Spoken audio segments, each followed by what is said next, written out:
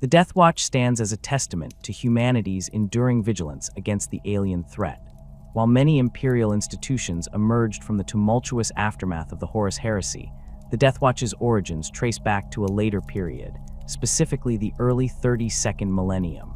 This timeline places its founding well before the catastrophic War of the Beast that would later test the Imperium's resolve against the Orkoid menace.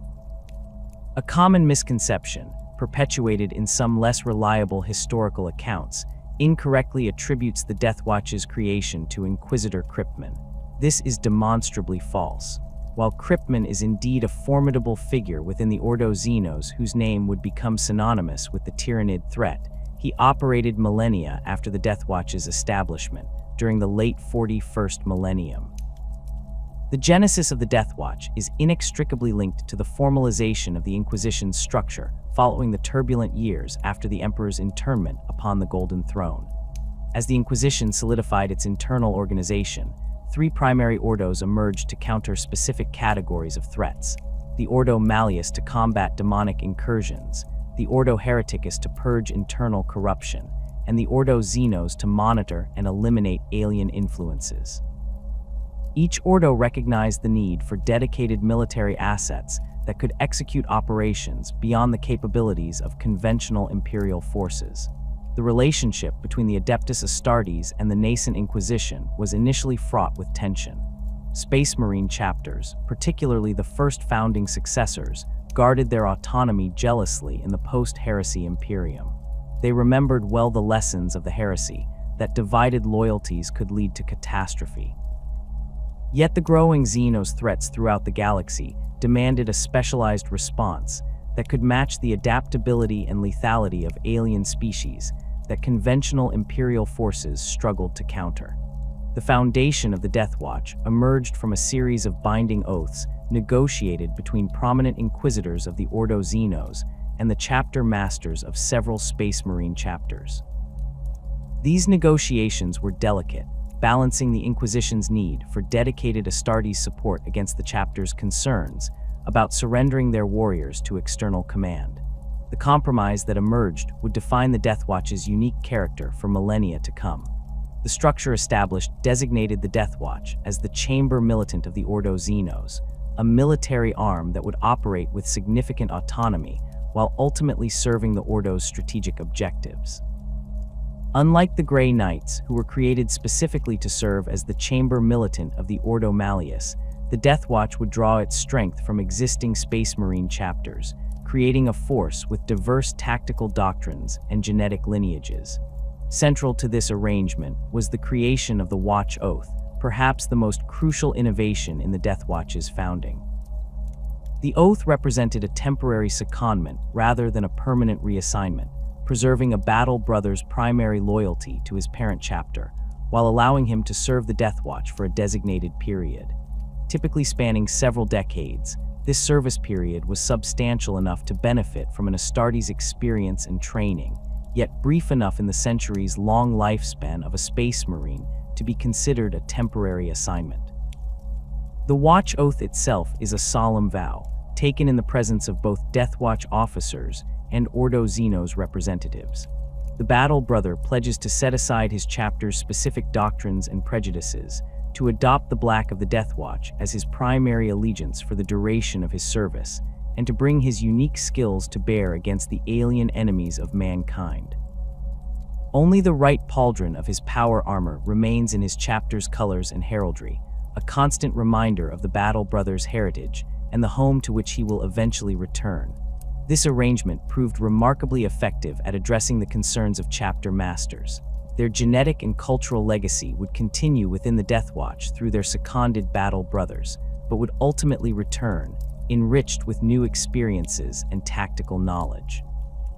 For chapters with particularly antagonistic relationships, the Deathwatch offered neutral ground where ancient rivalries could be set aside in service to the broader Imperium.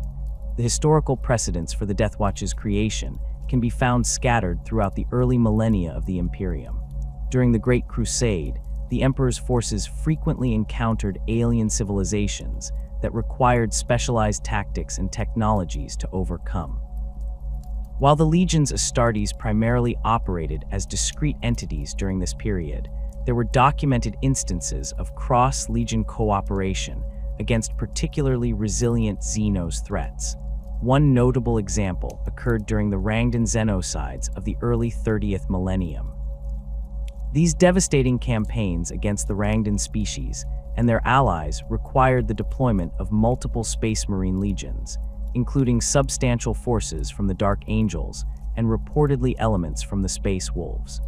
The technological and tactical exchanges that occurred during these operations demonstrated the potential advantages of combining different Astartes combat doctrines against sophisticated alien adversaries. In the aftermath of the heresy, as legions fractured into chapters under the Codex Astartes, instances of inter-chapter cooperation against Xenos threats continued. The purging of Zoroaster in the late 31st millennium saw contingents from the Imperial Fists, White Scars, and Ultramarine successors coordinating their efforts against a previously unknown Xenos species whose rapid expansion threatened multiple sectors. The operation's success, attributed to the combined application of different chapter specialties, provided a template that Ordo Xenos Inquisitors would later reference when advocating for the Deathwatch's creation. The formal establishment of watch fortresses began shortly after the Deathwatch's founding. These monolithic structures, often built upon sites of previous Xenos activity or incorporating ancient alien technologies under strict containment protocols, served as regional headquarters for Deathwatch operations. Each fortress maintained extensive archives of xenobiological data, specialized armories containing weapons designed specifically for combating alien physiologies, and training facilities where Battle Brothers could learn to integrate their disparate chapter tactics into cohesive kill teams. Watch Fortress Iriok in the Jericho Reach stands as one of the oldest and most storied of these installations. Constructed around a core of Dark Age technology and expanded over millennia, Iriok houses extensive containment vaults where particularly dangerous Xenos specimens and artifacts are studied under the watchful eyes of Ordo Xenos Inquisitors. The knowledge gleaned from these studies has proven invaluable in developing countermeasures against emerging alien threats. The early Deathwatch operations established operational patterns that would become standard practice in later millennia. Kill teams, typically comprising 5 to 10 Battle Brothers drawn from different chapters, would be assembled with complementary skills suited to specific mission parameters. A Devastator from the Iron Hands might provide heavy fire support alongside an Assault Marine from the Blood Angels, while an Ultramarine Tactical Marine coordinated their efforts under the guidance of a veteran watch captain. This approach stood in stark contrast to conventional Astartes operations, where Battle Brothers shared common training doctrines and cultural backgrounds. Deathwatch kill teams initially faced significant challenges in integrating these diverse approaches to warfare. Early Mission records document instances where chapter-specific combat reflexes led to tactical misalignments and occasional casualties. The development of specialized Deathwatch training protocols emerged directly from these early experiences, creating methodologies for rapidly forging disparate Astartes into cohesive units. The first Watch Commander, whose name has been obscured in Imperial records, established the practice of the Long Vigil, the term used to describe a Battle Brothers service in the Deathwatch. This commander, reportedly a veteran of the Ultramarines chapter, recognized that effective service required more than merely assembling skilled warriors. It demanded a psychological and doctrinal reorientation, where Battle Brothers learned to value the diverse approaches of other chapters rather than adhering rigidly to their own traditions. Within decades of its founding, the Deathwatch had already demonstrated its effectiveness against Xenos threats that conventional Imperial forces struggled to contain. The cleansing of Hive Algernon saw a single kill team eliminate a genestealer infestation that had eluded detection by planetary authorities for generations. The operation's success validated the Deathwatch's approach of deploying small, specialized teams rather than overwhelming force, a methodology that would become its hallmark. As the chamber militant of the Ordo Xenos, the Deathwatch maintained a complex relationship with its inquisitorial patrons.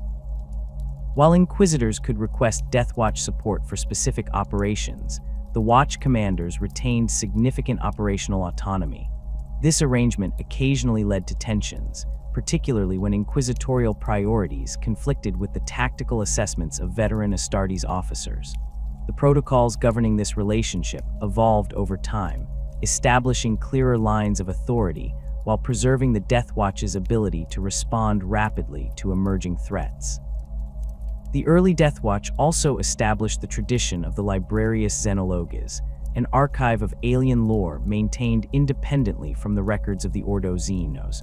Deathwatch librarians, drawing on their psychic abilities and scholarly training, compiled detailed analyses of encountered species, technologies, and cultural patterns.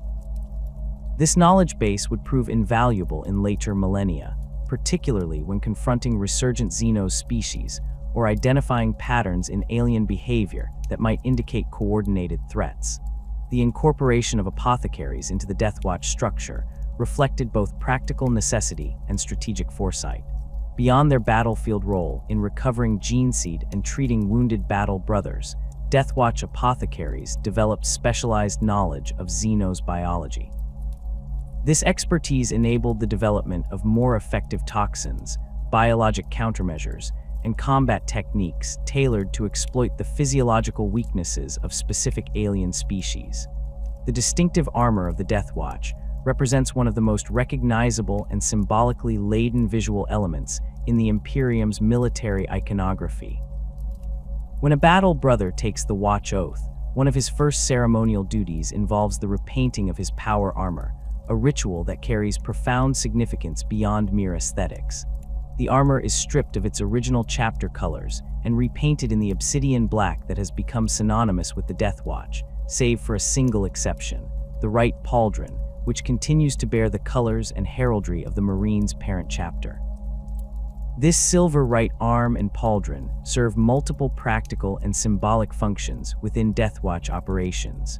At the most basic level, it provides immediate visual identification of a battle brother's origins, allowing fellow kill team members to anticipate the tactical tendencies and specialized skills he might bring to an operation. A Blood Angel's pauldron might suggest a predilection for close assault tactics, while an Iron Hand's heraldry hints at technical expertise that could prove invaluable during void operations or when confronting alien technology. The contrast between the black armor and the single-colored pauldron creates a visual representation of the Deathwatch's fundamental philosophy, unity of purpose drawn from diversity of origin. The black symbolizes the shared mission against Xenos threats, while the preserved chapter heraldry acknowledges that this unity does not require the erasure of individual heritage. This balance reflects the Imperium at its most effective, coordinated action without enforced homogeneity. The maintenance of the chapter pauldron also serves a psychological function for the battle brother himself. Astartes' identity is inextricably linked to chapter culture, the genetic legacy of their Primarch, the combat doctrines developed over millennia, and the specific traditions that shaped their worldview. By preserving this symbol of their origins, battle brothers maintain a psychological anchor during their service in an organization that otherwise demands significant adaptation to unfamiliar tactics and perspectives. The silver arm that typically accompanies the chapter pauldron carries its own significance. In many imperial traditions, silver represents purity of purpose and dedication to duty. For the Deathwatch, the silver arm symbolizes the cleansing fire brought against Xenos corruption, a visual manifestation of the Chamber Militant's core mission to excise alien influence from the Emperor's realm. The metallurgical properties of silver, its resistance to tarnish and corruption, mirror the Deathwatch's own resistance to Xenos' influence despite constant exposure to alien threats. The ritual of armor repainting occurs within the reclusiam of a watch fortress, overseen by chaplains who guide the battle brother through the spiritual significance of each element. The original colors are methodically removed, often while reciting litanies that speak to the setting aside of chapter-specific concerns in favor of the broader Imperial mission. Specialized tech adepts then apply the black coating using traditional methods that date back to the Deathwatch's founding, ensuring that each suit of armor meets the exacting standards of both function and symbolic meaning.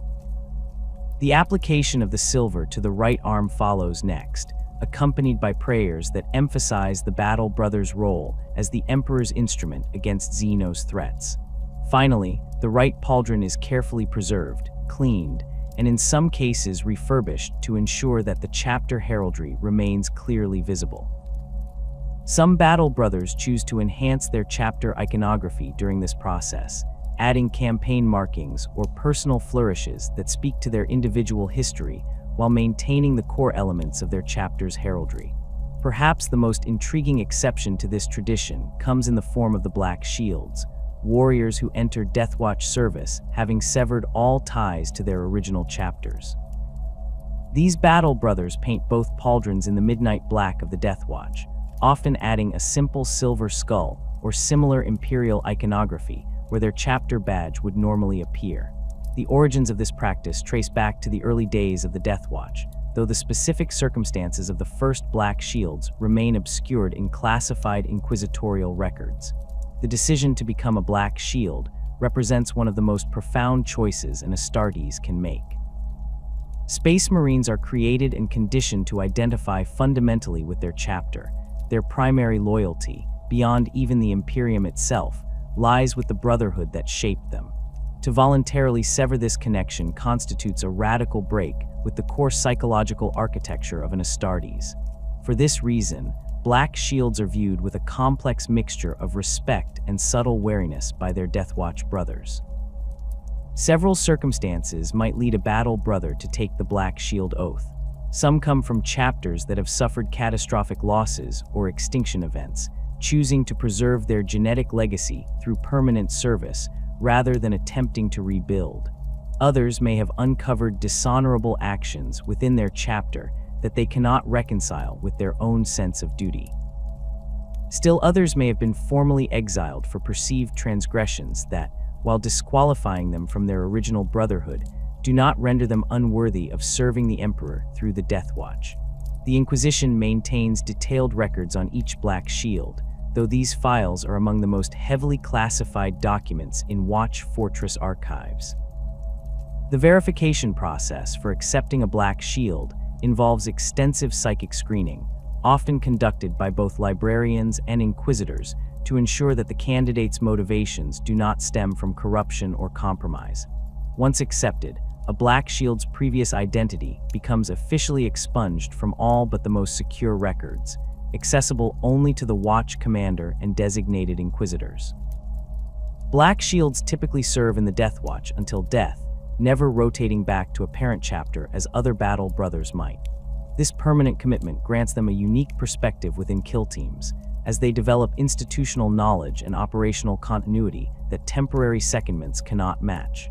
Many rise to positions of significant responsibility within the Deathwatch hierarchy, becoming watch captains or specialists who train incoming Battle Brothers in xenocide techniques. The psychological profile of Black Shields often reveals individuals of exceptional determination and focus. Having surrendered their previous identities, they typically immerse themselves completely in Deathwatch doctrine and mission. This single-mindedness makes them particularly effective against Xenos threats, though it can sometimes manifest as a reckless disregard for personal safety, a trait watch captains must monitor carefully when deploying kill teams containing Black Shield members. Beyond the stark division between standard Deathwatch Marines and Black Shields, the armor of a kill team member accumulates additional markings throughout their service that create a visual record of experience and specialization. Campaign badges, typically affixed to the left pauldron or greave, denote participation in specific major operations. These badges follow a standardized design language that allows experienced Deathwatch members to immediately recognize a Battle Brother's operational history at a glance. Kill markings represent another common addition to Deathwatch armor, though the specific conventions vary between watch fortresses. Some Battle Brothers maintain tally marks on their gauntlets or helmet for significant Xenos eliminated, while others add small icons representing specific alien species dispatched. These markings serve both as personal reminders of duty fulfilled and as indicators to fellow kill team members of a Battle Brothers combat experience against particular Xenos types. Specialist roles within the Deathwatch receive their own distinctive markings. A Battle Brother serving as a kill team's designated xenobiologist might bear additional Mechanicus-approved insignia indicating their training in alien physiology. Those specialized in void warfare often incorporate small vacuum-specific warning runes into their armor decoration. These functional markings blend seamlessly with the more symbolic elements of Deathwatch heraldry, creating a complex visual language that communicates critical information efficiently. The weaponry carried by Deathwatch Marines receives similar attention to symbolic detail. Many Battle Brothers inscribe their bolt weapons with litanies against specific Xenos species, or incorporate materials taken from defeated alien threats into non-critical components of their wargear. These modifications, while carefully monitored to prevent contamination or technical compromise, allow for personalization that reinforces the Deathwatch's identity as specialized Xenos hunters. The Deathwatch bolter, typically modified with specialized ammunition types effective against specific alien physiologies, often bears kill markings of its own. These weapons pass between generations of Battle Brothers serving in the Deathwatch, accumulating histories that span centuries. A bolter that proved particularly effective against Tyranid organisms might bear subtle biomechanical elements in its grip, while one used extensively against Necron constructs might incorporate glyphs designed to disrupt their reanimation protocols. Veterans of multiple vigils within the Deathwatch develop increasingly elaborate heraldry that speaks to their extended service. The silver of their right arm might extend to incorporate elements of their gorget or helm, indicating decades spent in the chamber militant service. Additional oath papers and purity seals accumulate on their armor, each marking specific achievements or commitments made during operations against Xenos threats. Watch fortresses maintain dedicated artificers who specialize in the application and maintenance of Deathwatch heraldry. These specialists, often recruited from chapters with strong traditions of artifice, like the Salamanders or Iron Hands, ensure that the symbolic elements of a Battle Brother's armor never compromise its functional capabilities. Their workshops contain ancient templates and pigment formulations that preserve consistency in Deathwatch visual identity across millennia of service. The spiritual significance of maintaining one's chapter identity while serving the Deathwatch receives particular attention from chaplains assigned to watch fortresses. These spiritual leaders help Battle Brothers navigate the complex psychological terrain of divided loyalty, emphasizing that service to the Deathwatch ultimately strengthens their chapter by contributing to the broader defense of humanity. Through regular rituals and counseling sessions, chaplains ensure that the symbolic elements of Deathwatch heraldry remain connected to their deeper meaning throughout a Battle Brothers vigil. For many Astartes, their time in the Deathwatch represents a period of significant personal growth. The exposure to different chapter cultures and combat doctrines broadens their tactical perspective, while the specialized training in xenocide techniques deepens their effectiveness as warriors. This development often manifests in subtle modifications to their preserved chapter heraldry, incorporating elements that reference their Deathwatch experience without compromising their primary chapter identity. The network of watch fortresses that anchors Deathwatch operations throughout the galaxy represents one of the Imperium's most formidable defensive systems against Xenos incursion. Unlike the concentrated might of a Space Marine chapter's single fortress monastery, the Deathwatch maintains multiple major installations strategically positioned along the borders of Imperial space, creating a web of vigilance that extends from the eastern fringe to the galactic core. Watch Fortress Iriok stands as perhaps the most renowned of these bastions, situated in the tumultuous Jericho Reach. Originally constructed during the early years of the Deathwatch's founding, Iriok has been continuously expanded and reinforced over millennia of service. The fortress occupies a massive asteroid that has been hollowed out and reinforced with adamantium bulkheads, void shields of exceptional power, and weapons batteries capable of engaging threats from individual boarding craft to capital ships.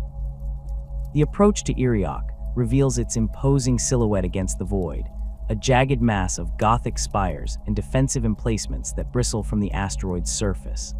Void shield generators create a barely perceptible shimmer around the entire structure, while massive lance batteries track approaching vessels with methodical precision. The docking facilities can accommodate everything from small kill team strike craft to the rare battle barges that occasionally deliver new Deathwatch recruits or specialized equipment.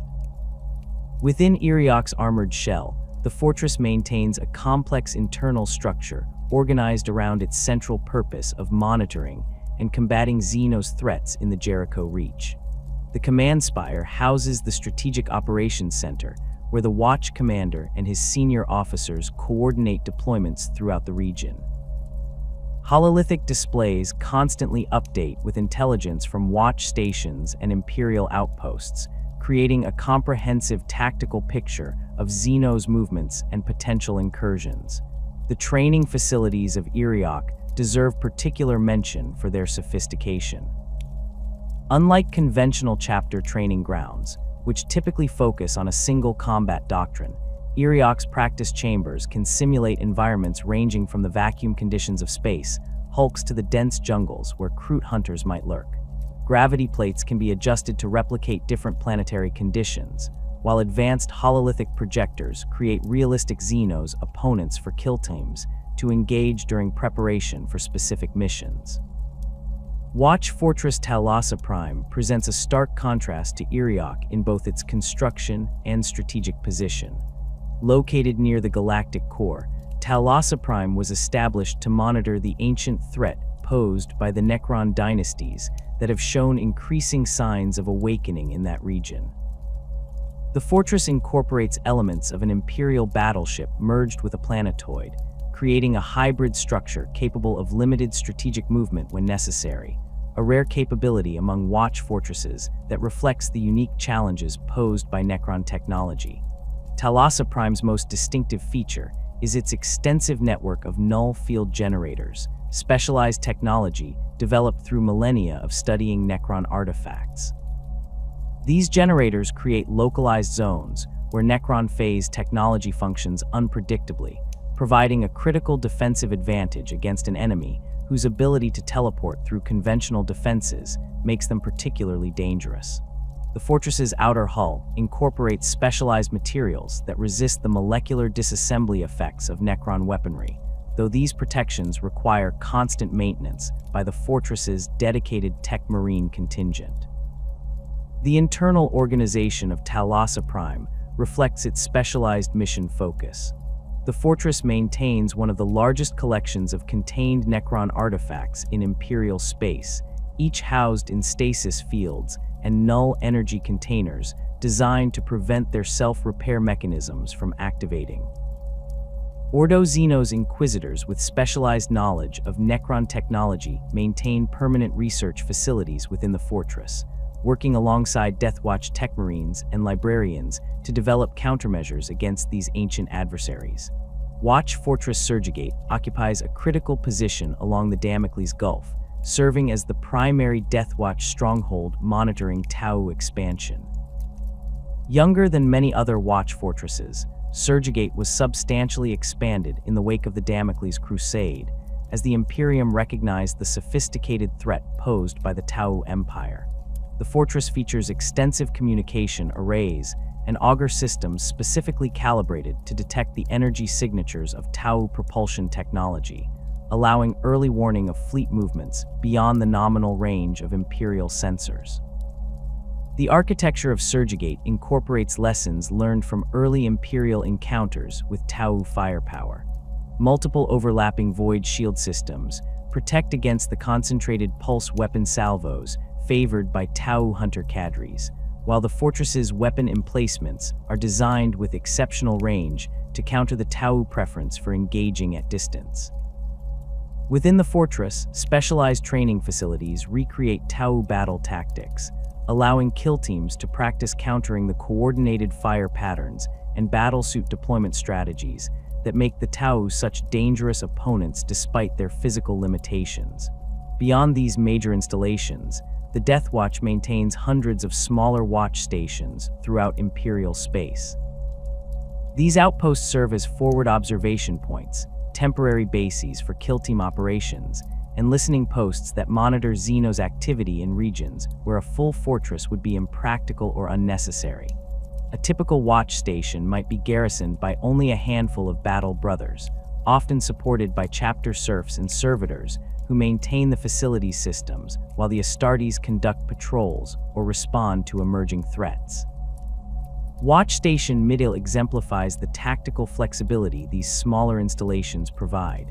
Positioned on the moon of an otherwise unremarkable agri-world in the Calixis sector, Midil was established after Deathwatch augurs detected subtle gravitational anomalies, suggesting Eldar webway activity in the system. Rather than committing substantial forces to what might prove a minor concern, a watch station was established with specialized detection equipment. For over 3 centuries, the station's small complement of battle brothers has mapped webway entrance points throughout the sector, providing intelligence that has allowed the Deathwatch to intercept multiple Eldar raiding parties before they could strike Imperial worlds. The defensive capabilities of watch stations, while more limited than those of full fortresses, remain formidable by conventional Imperial standards. Void shields, automated defense turrets, and reinforced bunkers allow even a small garrison to withstand significant enemy pressure until reinforcements can arrive.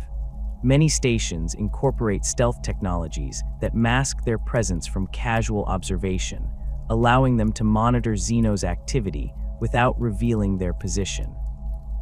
This capability proves particularly valuable when observing species like the Orks, whose response to detected Imperial installations typically involves immediate and overwhelming assault. The internal structure of watch fortresses reveals much about the Deathwatch's approach to its mission. Unlike conventional chapter fortress monasteries, which devote substantial space to recruitment facilities and chapter-specific traditions, watch fortresses focus almost exclusively on operational capabilities and the study of Xenos threats. The reclusiam chambers found within these installations serve a specialized purpose beyond the spiritual needs of the garrison. The reclusiam of Watch Fortress Iriok houses one of the most extensive collections of Xenos cultural artifacts in Imperial space. Under the watchful eyes of both chaplains and Ordo Xenos representatives, these items, ranging from Eldar spirit stones to Ork tribal fetishes, are studied to understand the psychological and social patterns of enemy species. The knowledge gained from these analyses helps kill teams predict Xenos' behavior during operations, identifying weaknesses that might not be apparent from purely biological or technological study. Strict containment protocols govern the reclusiam's collection. Items with potential psychic properties remain in null field containers, while biological specimens are preserved in stasis fields that prevent decay or potential contamination. Each artifact is cataloged with extensive documentation, noting its origin, properties, and potential hazards. Battle brothers assigned to reclusiam duty undergo specialized training in handling these materials, learning to extract tactical intelligence without exposing themselves to corrupting influences. The librarious chambers within watch fortresses serve as both repositories of knowledge and active research centers, where the psychic battle brothers of the Deathwatch study the more esoteric aspects of Xenos species. The librarius of Watch Fortress Talassa Prime maintains one of the most comprehensive archives of information on Necron tomb world locations in the Imperium, compiled through millennia of observation and hard-won intelligence gathering. These records include not only stellar coordinates, but detailed assessments of awakening signs, dynasty markings, and observed technological capabilities specific to each location. Deathwatch librarians employ their psychic abilities in specialized ways that complement the Chamber Militant's mission.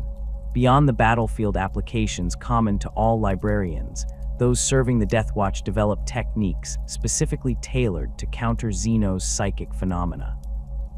The librarius maintains training protocols for detecting and disrupting the shadow in the warp effect that accompanies Tyranid hive fleets, while also developing mental disciplines that allow limited resistance to the reality-bending powers of the Aetrud or the psychic dominance attempted by Eldar farseers. The most secure sections of any watch fortress are undoubtedly the Black Vaults, heavily fortified chambers where the most dangerous xenos specimens and technologies are contained for study. Access to these areas requires authorization from both the Watch Commander and typically an Ordo Xenos Inquisitor, reflecting the potentially catastrophic consequences should the containment measures fail. The Black Vaults of Watch Fortress Iriok extend deep into the asteroid's core, surrounded by layers of adamantium shielding, null field generators, and automated defense systems programmed to sterilize entire sections in the event of containment breach. Each vault operates as an independent cell, isolated from adjacent chambers to prevent cascading failures.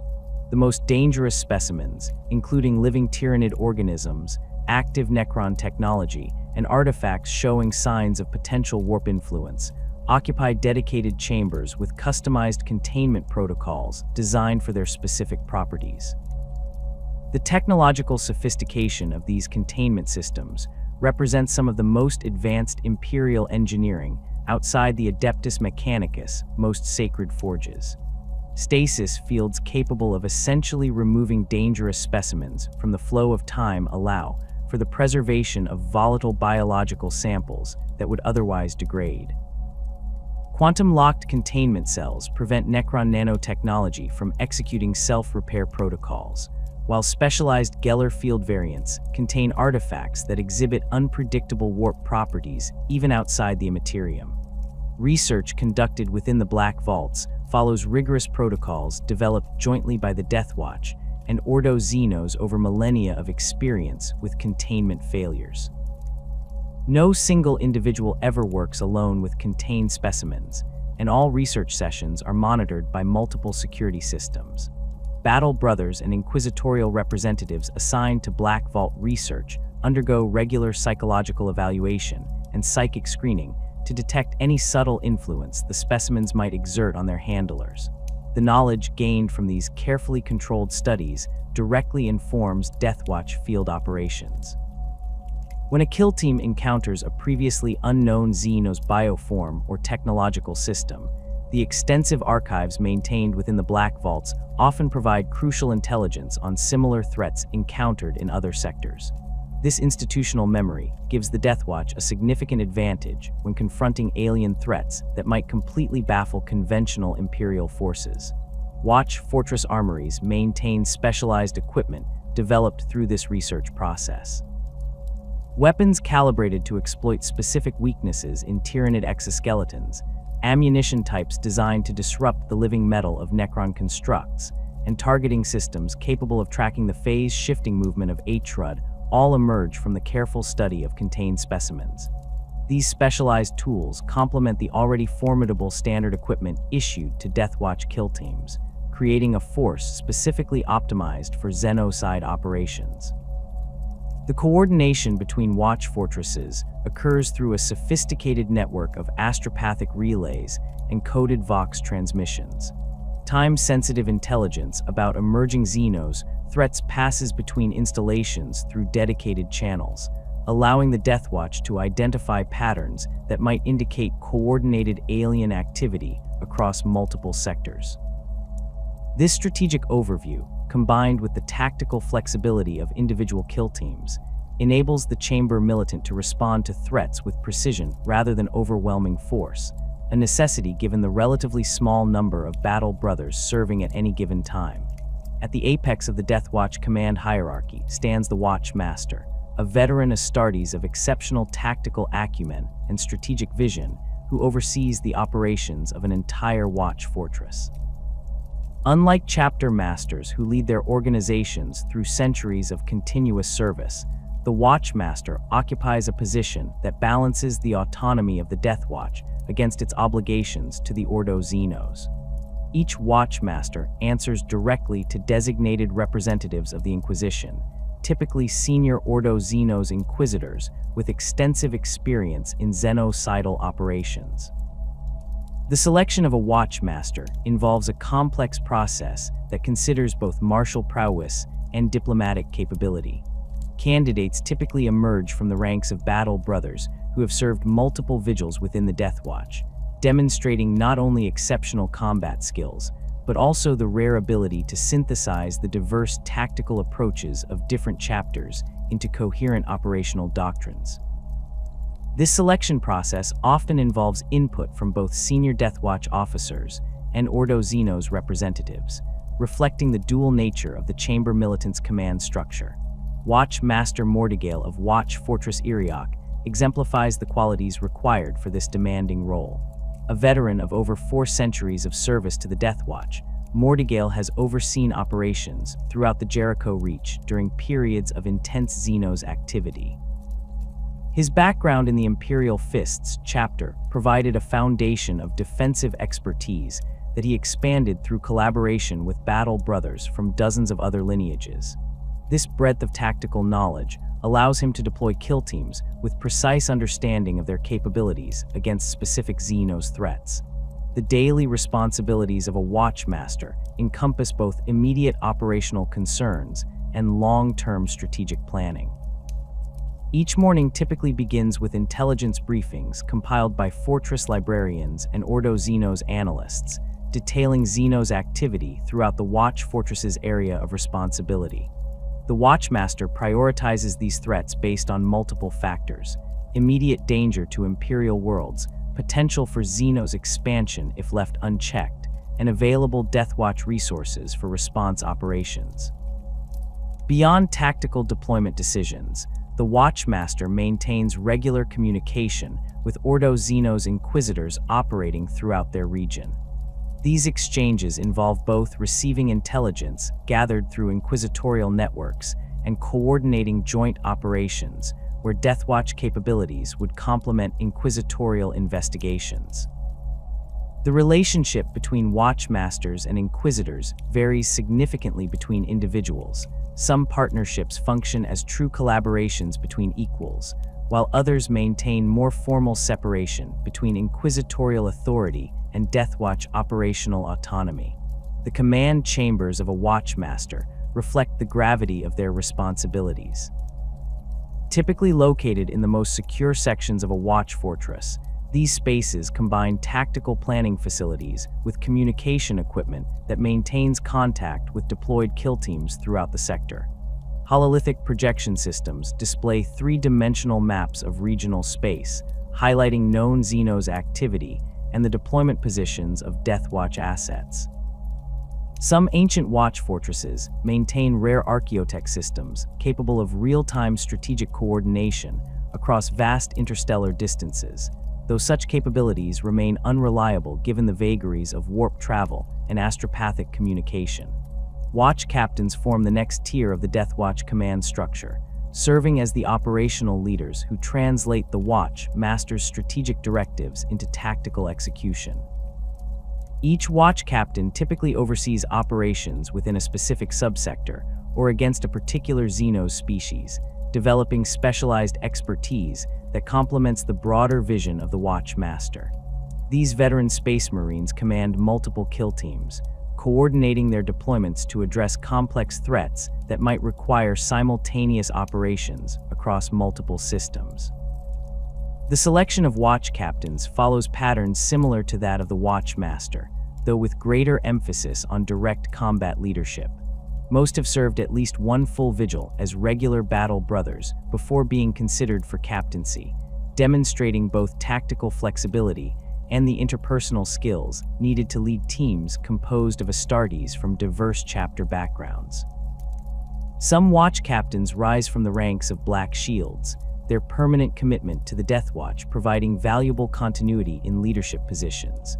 Watch Captain Artemis of Watch Fortress Talassa Prime has become particularly renowned for his operations against Necron threats throughout the Segmentum Solar. Originally from the Mortifactors chapter, Artemis developed specialized tactics for combating Necron reanimation protocols during his initial vigil. His success in several high-risk operations against awakening tomb worlds led to his elevation to Watch Captain, where he now oversees all Deathwatch deployments against Necron activity in the region. His command style emphasizes thorough intelligence gathering before commitment of forces, recognizing that the ancient Necron dynasties often have capabilities unknown even to the extensive archives of the Deathwatch. The operational responsibilities of watch captains include both leading kill teams personally during critical missions and coordinating the activities of multiple teams across broader theaters. A typical watch captain might directly command a kill team for high-priority operations, while simultaneously overseeing 3 to 5 additional teams deployed throughout their area of responsibility. This balance of direct leadership and strategic coordination requires exceptional cognitive capacity, a requirement well-suited to the enhanced minds of veteran Astartes. Watch captains maintain their own command chambers within watch fortresses, typically adjacent to the training facilities, where they personally oversee the preparation of kill teams for upcoming missions. These spaces contain more detailed tactical information specific to their operational focus, whether that involves particular xenos species or designated geographic regions. Many watch captains develop personalized briefing protocols based on their chapter backgrounds, though adapted to the multi-chapter composition of Deathwatch kill teams. The relationship between watch masters and watch captains typically involves significant delegation of authority. Given the vast territories overseen by a single watch fortress, the watchmaster must trust their captains to make independent decisions when immediate action is required. Regular strategic councils bring all watch captains together with the watchmaster to ensure coordination between different operational theaters and to adjust deployments based on emerging threats. These councils often include senior representatives from the specialized roles within the Deathwatch, chaplains, librarians, and apothecaries, whose unique perspectives inform the strategic decision-making process. Chaplains occupy a distinctive position within the Deathwatch command structure, serving both spiritual and practical functions essential to the Chamber militant's operations. Unlike their counterparts in conventional chapters, Deathwatch chaplains must minister to battle brothers from wildly divergent cultural backgrounds and spiritual traditions. This requires a breadth of theological knowledge, rare even among the learned reclusiam of established chapters. A Deathwatch chaplain must understand the devotional practices of chapters, as diverse as the superstitious mortifactors and the logically rigorous ultramarines, providing spiritual guidance that respects these traditions while focusing them toward the Deathwatch's xenocidal mission. Beyond their spiritual duties, Deathwatch chaplains serve as specialists in countering the psychological and morale-affecting capabilities of various xenos species. They develop specific counter-doctrines against threats like the fear-inducing psychic assaults of Tyranid zoanthropes or the reality-distorting presence of the Aetrud. Through careful study of after-action reports and direct experience in the field, these chaplains create training regimens that prepare kill teams to maintain combat effectiveness even when facing alien threats designed to undermine human psychological stability. Chaplain Cassius of the Ultramarines, during his service vigil with the Deathwatch, developed the influential Catechism of the Xenomind, now used throughout the Chamber militant. This specialized litany helps battle brothers recognize and resist the subtle influence of Xenos' thought patterns that might contaminate their tactical decision-making after extended exposure to alien artifacts or environments. The Catechism builds upon traditional imperial doctrines of purity while incorporating practical psychological techniques for maintaining cognitive discipline during extended operations in Xenos-controlled territory. The command authority of chaplains within the Deathwatch extends beyond spiritual matters into operational assessment. When a kill team prepares for deployment, the attending chaplain evaluates not only their spiritual readiness, but also their psychological compatibility for the specific mission parameters. This might involve identifying battle brothers whose chapter background provides relevant experience against particular Xenos threats, or recognizing potential friction points between team members that could compromise operational effectiveness. Their recommendations carry significant weight with watch captains, who rely on this specialized insight when composing kill teams for high-risk deployments.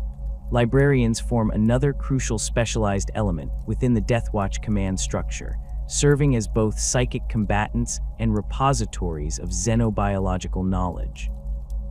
The librarious chambers of major watch fortresses maintain some of the most comprehensive archives on xenos species in Imperial space, compiled through millennia of first-hand encounter data and careful analysis. Deathwatch librarians develop specialized disciplines focused on countering specific xeno-psychic phenomena, from the shadow in the warp projected by Tyranid hive minds to the reality manipulation practiced by Eldar farseers. The operational role of librarians in Deathwatch deployments often focuses on detection and counter-psychic warfare. Many xeno species employ capabilities that conventional Auspex equipment cannot identify, requiring the specialized senses of trained psychers to detect. Eldar webway gates, Tyranid synapse creatures, and the phase technology of Necron deathmarks all create distinctive psychic signatures that experienced Deathwatch librarians can recognize and track. This capability often proves decisive in operations where conventional detection methods would leave kill teams vulnerable to ambush or infiltration. Epistolary Sabazius of Watch Fortress Iriok has developed particular expertise in countering the psychic manifestations of the Tyranid hive mind. Through careful study of brood, behavior patterns, and synapse creature capabilities, Sabazius created specialized mental disciplines that allow Deathwatch librarians to temporarily disrupt the synaptic control linking Tyranid organisms. These techniques have proven invaluable during operations against splinter fleets, creating windows of opportunity where normally coordinated Tyranid forces briefly descend into feral, uncoordinated behavior that makes them vulnerable to precision strikes against command organisms. The authority structure between Deathwatch librarians and operational commanders maintains careful balance between specialized knowledge and tactical integration. While watch captains retain ultimate authority over deployment decisions, they typically defer to librarian assessments regarding psychic threats and opportunities. This collaborative approach allows the Deathwatch to leverage the unique capabilities of Psyker battle brothers while maintaining cohesive command structures essential for coordinated operations against sophisticated xenos threats. The relationship between the Deathwatch and Ordo Xenos Inquisitors represents one of the most complex aspects of the Chamber Militant's command structure. Unlike the Grey Knights, who were created specifically as the militant arm of the Ordo Malleus, the Deathwatch draws its members from existing chapters with their own traditions of autonomy and operational independence. This creates an inherent tension that both organizations have worked to manage through carefully defined protocols and mutual respect for specialized expertise. Inquisitor Calistrati exemplifies the most productive form of this relationship in her work with Watch Fortress Surgigate. A veteran of decades of operations against the Tau Empire, Calistrati approaches the Deathwatch as partners rather than subordinates, recognizing that their specialized combat capabilities complement her inquisitorial authority and intelligence networks. When her investigations identify potential Tau expansion beyond the Damocles Gulf, she provides this intelligence to Watch Captain Service along with suggested response options, but defers to his tactical assessment regarding deployment specifics and force composition. The formal chain of command places the Deathwatch under the strategic direction of the Ordo Xenos while maintaining operational autonomy in tactical execution. Inquisitors can request Deathwatch support for specific operations, but cannot directly command individual kill teams without the approval of the appropriate watch captain or watch master. This arrangement preserves the specialized nature of Astartes' combat doctrine while ensuring that Deathwatch deployments align with broader Imperial strategic priorities as determined by the Inquisition. In practice, the working relationship between Inquisitors and Deathwatch commanders varies significantly based on individual personalities and operational contexts. Some Inquisitors maintain distant, formal relationships, providing intelligence and strategic guidance while remaining entirely separate from tactical execution. Others take more direct approaches, occasionally even accompanying kill teams into the field as observers or advisors. The most successful partnerships typically involve clear delineation of responsibilities, with Inquisitors focusing on intelligence gathering and strategic assessment, while Deathwatch officers handle tactical planning and execution. The operational autonomy granted to Watch fortresses allows for rapid response to emerging Xenos threats without requiring direct inquisitorial authorization for every deployment. Watchmasters maintain standing authority to initiate containment operations when clear evidence of Xenos incursion emerges within their area of responsibility. This arrangement recognizes both the specialized expertise of Deathwatch commanders in assessing Xenos threats and the practical limitations of inquisitorial oversight across vast interstellar distances where communication delays could prove catastrophic. Regular strategic councils bring together senior Deathwatch officers and Ordo Xenos representatives to align priorities and share intelligence across broader regional theaters. These councils typically occur quarterly at major Watch fortresses, with astropathic participation from Inquisitors unable to attend in person due to ongoing operations. These meetings serve to harmonize the sometimes divergent priorities of different inquisitorial factions, while ensuring that Deathwatch resources remain focused on the most significant Xenos threats facing the Imperium. The fundamental operational unit of the Deathwatch, the Kill Team, represents a deliberate departure from standard Adeptus Astartes combat organization. While conventional Space Marine chapters deploy squads composed of battle brothers sharing common training doctrines, cultural backgrounds, and genetic heritage, Deathwatch kill teams deliberately integrate warriors from diverse chapter origins to create versatile combat units that leverage the specialized strengths of multiple gene lines and tactical traditions. The standard kill team typically comprises between 5 and 10 battle brothers, though this number fluctuates based on mission parameters, available personnel, and the specific threats being confronted. This relatively small unit size allows for exceptional mobility and stealth capabilities, while still providing sufficient combat power to engage significant Xenos forces when necessary.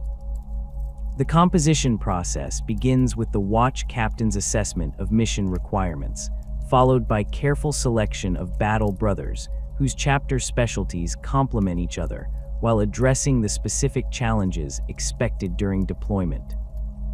A typical balanced kill team might include a tactical Marine from the Ultramarines, whose comprehensive training and adaptability provides a solid operational core, an assault specialist from the Blood Angels, leveraging their genetically enhanced close combat prowess, a devastator from the Iron Hands, bringing both heavy weapons expertise and technological aptitude, a Raven Guard battle brother specializing in stealth operations, and perhaps a Dark Angels veteran whose plasma weapon proficiency offers specialized anti-armor capabilities. This diversity of backgrounds creates a unit capable of responding effectively to rapidly changing battlefield conditions without requiring reinforcement or resupply. The designation system for these varied team compositions emerged during the early millennia of Deathwatch operations, as Watch captains recognized patterns of effectiveness against specific Xenos threats. The Aquila kill team configuration represents the most common and balanced approach, incorporating elements of tactical flexibility, close assault capability, and fire support within a single cohesive unit. Named for the Imperial Eagle, the Aquila pattern emphasizes adaptability above specialized function, making it suitable for missions with unpredictable parameters or multiple objectives. Watch Captain Artemis favors the Aquila configuration for initial reconnaissance operations in potentially Necron-infested systems. The balanced capabilities allow his teams to effectively respond to the varied threats posed by Necron tomb complexes, from swarms of scarabs requiring sustained bolter fire to Lichguard demanding close combat expertise.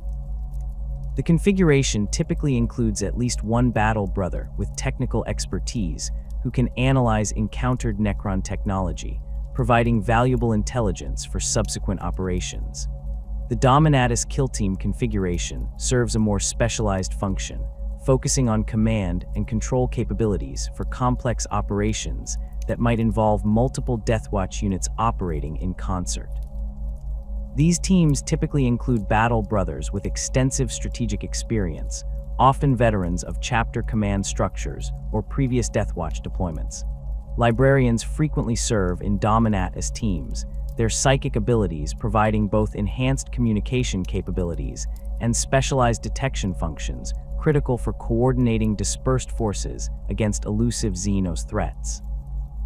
A Dominatus kill team deployed during the Kalgesh incursion demonstrated the effectiveness of this configuration when coordinating operations against a genestealer cult uprising spanning 3 hive cities. The team established a mobile command post in an abandoned manufactorum complex, using a librarian's telepathic abilities to maintain contact with 3 Aquila teams simultaneously hunting cult leaders throughout the hive networks. The enhanced coordination allowed the Deathwatch to systematically dismantle the cult's command structure before the arrival of the approaching Tyranid splinter fleet, preventing the planetary defense systems from being sabotaged during the critical early stages of the invasion. For operations requiring overwhelming close-quarters combat capability, Watch captains typically deploy Furor pattern kill teams. These specialized units concentrate on assault expertise, often drawing heavily from chapters with genetic or doctrinal emphasis on melee combat such as the Blood Angels, Space Wolves, and Black Templars. Furor teams frequently deploy with jump packs, thunder hammers, power swords, and other specialized close combat weaponry, sacrificing some ranged capability for devastating shock assault potential. The infamous Operation Deathblow saw a Furor kill team deployed against a Drukhari raiding party that had established a temporary outpost in the abandoned lower levels of Hive Tertius on Calibrax 4. The 5 Battle Brothers, led by a veteran Flesh Terror, utilized their jump packs to navigate the cramped service tunnels of the Hive, systematically hunting down the Drukhari raiders in the confined spaces where the alien speed and agility advantages were neutralized by the Space Marines' raw power and specialized close combat training. Within 6 hours, the entire raiding party had been eliminated with no civilian casualties, compared to the estimated thousands that would have been taken as captives had the Drukhari operation continued. When confronting heavily armored Xenos threats or fortified positions, Watch captains typically deploy Malleus configuration kill teams. Named for the hammer of the Inquisition, Malleus teams emphasize heavy weapons and siege warfare capabilities, often including multiple Devastator specialists from chapters like the Iron Hands, Imperial Fists, or Crimson Fists. These teams sacrifice some mobility for exceptional firepower, deploying with heavy bolters, multi-meltas, plasma cannons, and occasionally even heavier armaments like Cyclone missile launchers mounted on Terminator armor. During the Gossar Quintus operation, a Malleus kill team proved decisive in eliminating a particularly well-entrenched genestealer patriarch that had established its lair in an ancient mining complex. The team deployed with 2 Imperial Fists Devastators carrying heavy plasma cannons, their expertise in siege warfare allowing precise targeting of structural weak points in the cavern system. Their coordinated fire collapsed the main chamber's ceiling onto the Patriarch and its guard organisms, neutralizing the primary threat while minimizing risk to the kill team. The operation demonstrated the Malleus configuration's effectiveness when properly employed against stationary targets requiring overwhelming firepower. Perhaps the most specialized kill team configuration, the Venator pattern focuses exclusively on hunter-killer operations against specific high-value Xenos targets. These teams typically include the Deathwatch's most accomplished marksmen, infiltration specialists, and experts in tracking elusive prey. Chapters with particular expertise in these areas, such as the Raven Guard, White Scars, and certain Ultramarine successors, contribute disproportionately to Venator teams. These kill teams operate with minimal support, often deploying covertly into Xenos-controlled territory to eliminate leadership targets or specialized organisms whose removal would disproportionately impact enemy effectiveness.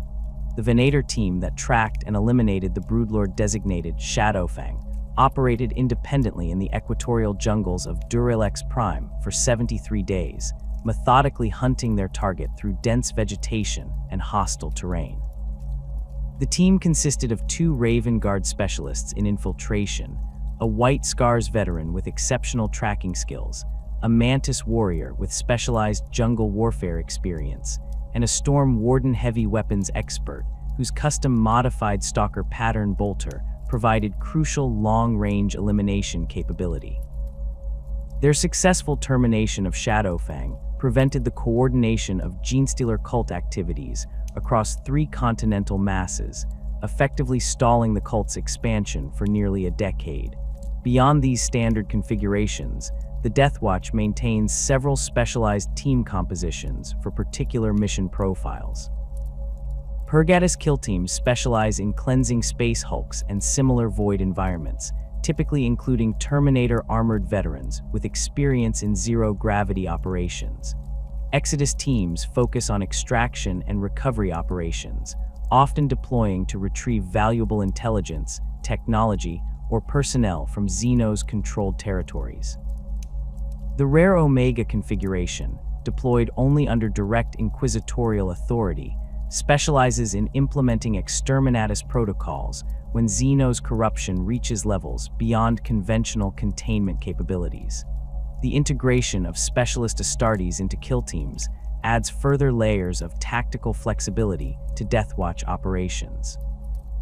Apothecaries seconded to the Deathwatch undergo additional training in xenobiology, developing expertise in identifying and exploiting physiological weaknesses in alien organisms. During field operations, these specialists collect biological samples from encountered Xenos, contributing to the Deathwatch's extensive databases, while also providing immediate tactical advantages through on-site analysis of enemy weaknesses. Apothecary Xenon, originally of the Salamanders chapter, developed specialized ammunition modifications based on his analysis of Tyranid adaptation patterns during the Cryptus campaign. His modifications to Hellfire rounds incorporated compounds that specifically targeted the accelerated healing capabilities of larger Tyranid organisms, creating cascading necrotic effects that prevented the creatures from adapting to damage during prolonged engagements. This innovation proved particularly effective against Hive Tyrants and similar Synapse creatures, whose loss disproportionately impacted swarm coordination. Tech Marines assigned to Deathwatch service bring critical technical expertise to kill team operations, particularly when confronting technologically advanced Xenos species like the Necrons or Tau. Beyond maintaining the kill team's equipment, these specialists analyze encountered alien technology, identifying vulnerabilities or potential countermeasures that might be exploited in current or future operations. Tech Marines often modify standard Deathwatch equipment to address specific mission requirements, creating specialized tools that provide tactical advantages against particular Xenos threats. Tech Marine Dracos of the Iron Hands adapted standard Auspex equipment to detect the unique radiation signature emitted by Tau stealth field generators, creating portable detection devices that could identify the presence of stealth battlesuits even when fully cloaked. This innovation proved decisive during operations against Tau infiltration teams, allowing Deathwatch kill teams to neutralize forward observers before they could coordinate devastating railgun strikes from supporting Hammerhead gunships. The modified Auspex design has since been standardized for all kill teams operating in regions with known Tau activity. Librarians represent perhaps the most specialized addition to Deathwatch kill teams, bringing psychic capabilities that can dramatically alter operational parameters. Beyond combat applications of their powers, Deathwatch librarians develop specific disciplines focused on detecting and countering Xenos psychic phenomena. The ability to sense the shadow in the warp preceding Tyranid invasions, identify the distinctive psychic signatures of Eldar webway gates, or disrupt the command protocols of Necron constructs provides kill teams with intelligence and tactical options unavailable to conventional forces. Librarian Varro of the Ultramarines developed the Xenosense discipline during his service with Watch Fortress Iriok, creating psychic techniques specifically calibrated to detect and identify different species of xenos through their unique warp signatures. This discipline allows properly trained librarians to distinguish between various Eldar factions based on subtle differences in their soul signatures, identify the presence of genestealer infection in seemingly human populations, and even detect the distinctive void presence of dormant Necron technology. These capabilities have proven invaluable during investigation missions, where determining the specific Xenos threat represents the primary objective. Throughout the long history of the Deathwatch, certain kill teams have achieved legendary status through their exceptional accomplishments against seemingly insurmountable Xenos threats. Kill Team Alphuius, led by Watch Captain Praskus during the 8th Black Crusade, successfully infiltrated and destroyed a Blackstone fortress that had fallen under the control of a previously unencountered Xenos species allied with Chaos forces. Their operation required navigating the labyrinthine interior of the ancient construct while combating both alien defenders and the reality warping effects of Chaos influence, culminating in the detonation of cyclonic torpedoes in the fortress's primary power core. Kill Team Talon earned its place in Deathwatch records through a series of operations against the Swordwind of Craftworld Beal Tan during the Igethmer suppression. The 5 Battle Brothers specialized in countering Eldar combat tactics, developing techniques to predict and neutralize the aliens' superior speed and maneuverability. Over 17 engagements, Talon eliminated 3 Eldar autarchs and numerous aspect warriors without losing a single team member, eventually forcing the Craftworld to abandon its operations in the sector. The team's combat doctrines against Eldar forces have since been standardized in Deathwatch training protocols. Perhaps the most renowned kill team in recent Deathwatch history, Strike Force Ultra achieved the seemingly impossible by successfully infiltrating a Tyranid hive ship during the battle for Tarsi's Ultra. The team, composed entirely of veterans with previous experience fighting Tyranid forces, utilized a captured mycetic spore to deliver themselves directly into the central nervous system of the massive biovessel. Fighting through countless defender organisms, they reached the primary synapse cluster and deployed a specialized biophage weapon developed by Ordo Xenos-Magos biologists. The resulting cascade failure spread throughout the Hive fleet's synaptic network, temporarily disrupting coordination between organisms and creating a critical vulnerability that Imperial Navy forces exploited to break the invasion. The effectiveness of these specialized kill teams stems not merely from the individual capabilities of their members, but from the synergistic integration of diverse chapter traditions into cohesive combat doctrines. This process begins during the intensive training period that precedes active deployment, where Battle Brothers must learn to adapt their chapter-specific techniques to complement rather than conflict with the approaches of their kill team companions.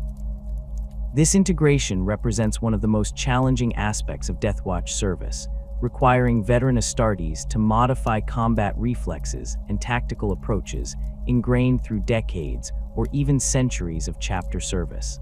The specialized armories of the Deathwatch represent one of the Chamber militants' greatest tactical advantages in their eternal war against Xenos threats. Unlike conventional Astartes chapters, whose weaponry typically follows standardized patterns with minimal variation, the Deathwatch maintains an extensive arsenal of highly specialized weapons designed to exploit the specific vulnerabilities of different alien physiologies. This approach reflects the fundamental Deathwatch philosophy that effective xenocide requires precision rather than overwhelming force. The right weapon, properly applied, can accomplish what entire companies of conventional troops might fail to achieve. At the core of the Deathwatch arsenal stands the iconic Stalker pattern bolter, a precision-engineered variant of the standard Adeptus Astartes bolt gun. While visually similar to conventional bolters, the Stalker incorporates several critical modifications that enhance its effectiveness in the specialized operations typical of Deathwatch deployments. The barrel assembly features advanced stabilization systems and an extended length that increases both accuracy and muzzle velocity, allowing for effective engagement at ranges that would exceed the capabilities of standard pattern weapons. The targeting systems integrate enhanced optical arrays capable of operating across multiple light spectrums, particularly useful when hunting species whose physiology might be invisible to conventional targeting methods. Perhaps most significantly, the Stalker Bolter incorporates a specialized firing mechanism designed to minimize acoustic signature without sacrificing stopping power. This suppression system proves invaluable during infiltration operations, where maintaining stealth until the optimal moment of engagement can mean the difference between mission success and failure. The weapon's stock and grip incorporate recoil compensation technology that works in concert with Astartes' power armor systems to further enhance accuracy during sustained fire, a critical consideration when engaging fast-moving xenos species like Aeldar or Tyranid leap organisms. Complementing the Stalker Bolter in close-quarters operations, the Deathwatch shotgun represents one of the most devastating anti-personnel weapons in the Chamber Militant's arsenal. Unlike the crude shotguns utilized by Imperial Guard forces, the Astartes variant features multiple specialized fire modes and ammunition types that can be selected based on the specific tactical situation. The weapon's construction incorporates rare ceramite adamantium alloys that can withstand the extreme pressures generated by specialized Deathwatch ammunition, allowing for firing profiles that would rupture conventional weapons. The effectiveness of the Deathwatch shotgun was demonstrated during Operation Shadowfall, when Kill Team Artemis encountered a genestealer infestation in the confined maintenance tunnels of Hive Tertius. The team's point man, a Crimson Fist's veteran, utilized fléchette shells that dispersed hundreds of razor-edged projectiles through the narrow corridors, shredding the advancing genestealers without risking the structural integrity of the surrounding hive walls. When the team later encountered the more heavily armored Patriarch in its lair, a quick switch to specialized metal core penetrator slugs provided the necessary stopping power to breach the creature's reinforced carapace.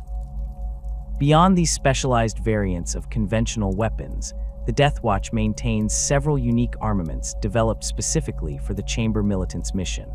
Among the most renowned are the Xenophase blades, masterfully crafted power weapons incorporating technology recovered from various Xeno civilizations and repurposed to serve the Imperium's foremost alien hunters.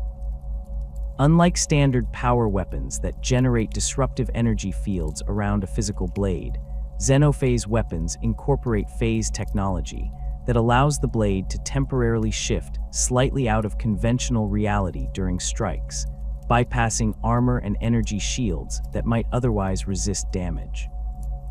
The origins of Xenophase technology remain classified at the highest levels of the Ordo Xenos, though certain historical records suggest that early prototypes emerged from studies of recovered Necron phase weapons. Whatever their genesis, these weapons have proven particularly effective against species with advanced defensive technologies. Eldar hollow fields and Tau shield generators offer little protection against a blade that briefly phases through conventional space-time during its attack sequence. Even the living metal of Necron constructs, with its remarkable regenerative properties, struggles to repair damage inflicted by weapons that disrupt the very physical laws governing their self-repair protocols. Watch Fortress Iriok maintains one of the most comprehensive collections of Xenophase weapons, including several ancient artifacts dating back to the early millennia of the Deathwatch's existence. The blade, known as Silence, has served in over 300 xenocide operations, its molecular edge maintained through arcane rituals performed by the fortress's most skilled artificers. The weapon's control systems interface directly with its wielder's armor, allowing for precise calibration of its phase field to match the specific vulnerabilities of targeted Xeno species. The specialized ammunition utilized by Deathwatch kill teams represents perhaps the most diverse element of their arsenal, with variants designed to exploit specific weaknesses in different Xenos' physiologies. Hellfire rounds stand among the most renowned of these specialized munitions, containing virulent acids and mutagenic compounds that prove particularly devastating against organic targets. Upon impact, these rounds inject their payload deep into the target's tissue, where the compounds begin an aggressive chain reaction that breaks down cellular structures and disrupts biological systems. The development of Hellfire ammunition stemmed directly from extensive Deathwatch experience against Tyranid organisms, whose adaptive biology and regenerative capabilities often rendered conventional munitions ineffective. By analyzing thousands of tissue samples collected during early encounters with Hive Fleet Behemoth, Ordo Xenos biologists adepts identified specific biochemical pathways that could be targeted to disrupt the creature's accelerated healing. The resulting Hellfire formulation has undergone dozens of refinements as Tyranid organisms have evolved countermeasures, creating an ongoing arms race between Imperial chemical engineers and the Hive mind's adaptive capabilities. For operations against mechanically or technologically advanced Xenos, Deathwatch armories provide Kraken penetrator rounds with cores of rare metals capable of punching through materials that would deflect or absorb standard bolt rounds. These specialized projectiles incorporate miniaturized guidance systems that adjust their trajectory during flight to target weak points in enemy armor, guided by data from the firing Astartes auto senses and weapon targeting systems. Against targets like Necron Immortals or Tau battlesuits, these rounds can penetrate critical systems that would otherwise remain protected against conventional attacks. Vengeance rounds represent the Deathwatch solution to swarm-type Xenos that rely on overwhelming numbers rather than individual combat prowess. These specialized bolts contain compressed metallic fragments surrounding a central core of volatile explosives.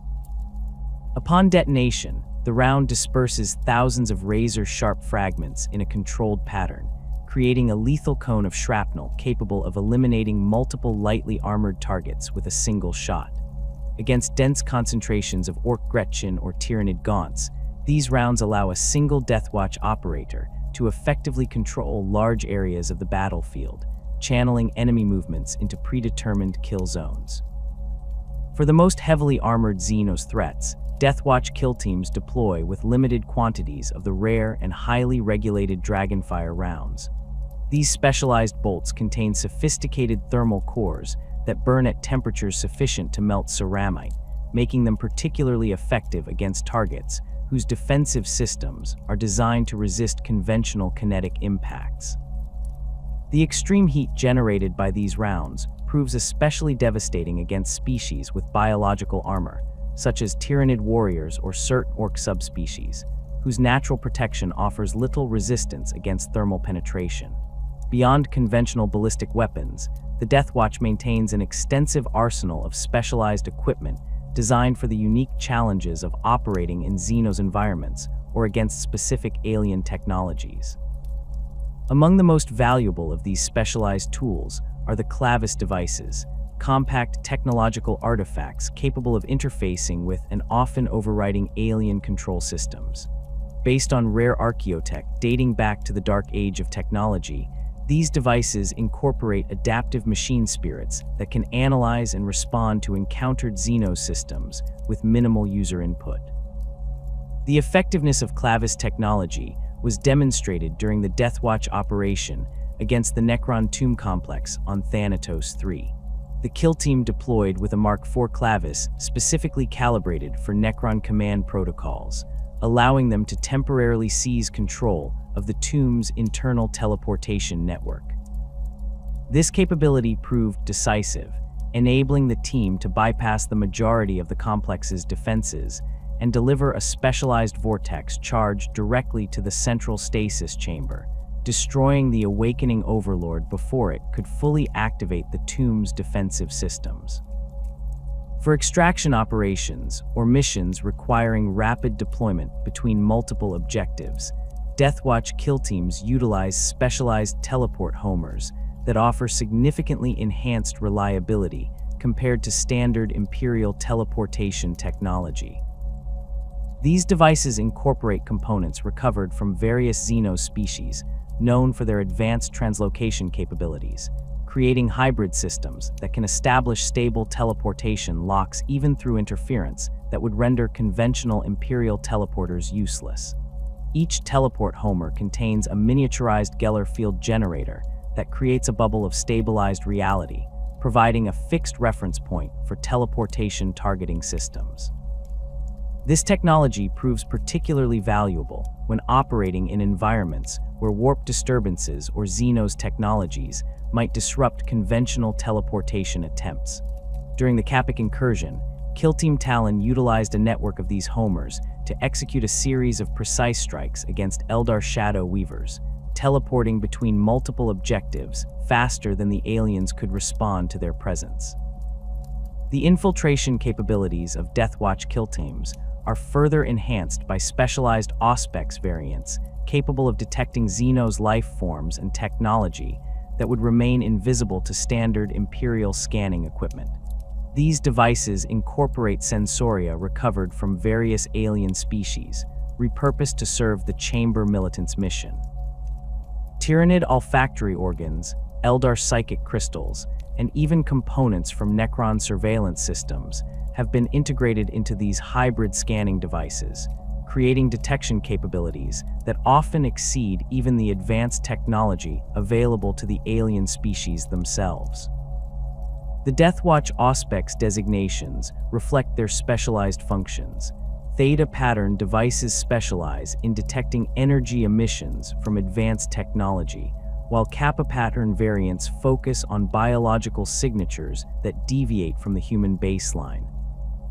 The rare Omega pattern Auspex, typically only deployed during high-priority operations with direct inquisitorial oversight, combines multiple detection methodologies to create comprehensive environmental awareness, capable of identifying even the most elusive Xenos species attempting to conceal their presence. Perhaps the most secretive elements of the Deathwatch arsenal are the weapons of Xenos origin that have been modified for Astartes use. Despite the Imperium's general prohibition against the use of alien technology, the Deathwatch operates under special dispensation from the Ordo Xenos, allowing the controlled study and application of captured Xenos weaponry when such use serves the greater mission of protecting humanity. These weapons remain highly controversial, with access restricted to veteran battle brothers who have demonstrated unwavering psychological resilience against potential corruption. The archives of Watch Fortress Talassa Prime contain records of several such modified Xenos weapons, including a suite of Eldar shuriken catapults reconsecrated by Deathwatch chaplains and modified to interface with Astartes targeting systems. These weapons retain the extraordinary rate of fire and armor-penetrating capabilities of the original Eldar design, while incorporating machine spirits and control systems compatible with the sacred rituals of the Adeptus Astartes. During operations against the Dark Eldar raiding parties of the Cabal of the Poisoned Tongue, these weapons proved particularly effective, their familiar design patterns creating confusion among the Xenos forces, who initially believed they faced their Craftworld cousins rather than Deathwatch kill teams. Even more controversial are the rare instances where Necron technology has been repurposed for Deathwatch applications.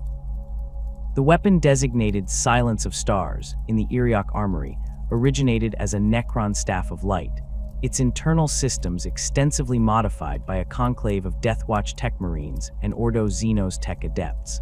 The device retains its ability to emit focused beams of energy capable of molecular disassembly, but now incorporates sacred oils and blessing circuitry that binds it to the Emperor's service. The psychological impact of witnessing their own technology turned against them has proven particularly effective in operations against Necron forces, creating moments of computational uncertainty that kill teams can exploit for tactical advantage. The most ancient and rare weapons maintained in Watch Fortress armories often predate the founding of the Deathwatch itself, representing technological achievements from the Great Crusade era or even the Dark Age of technology.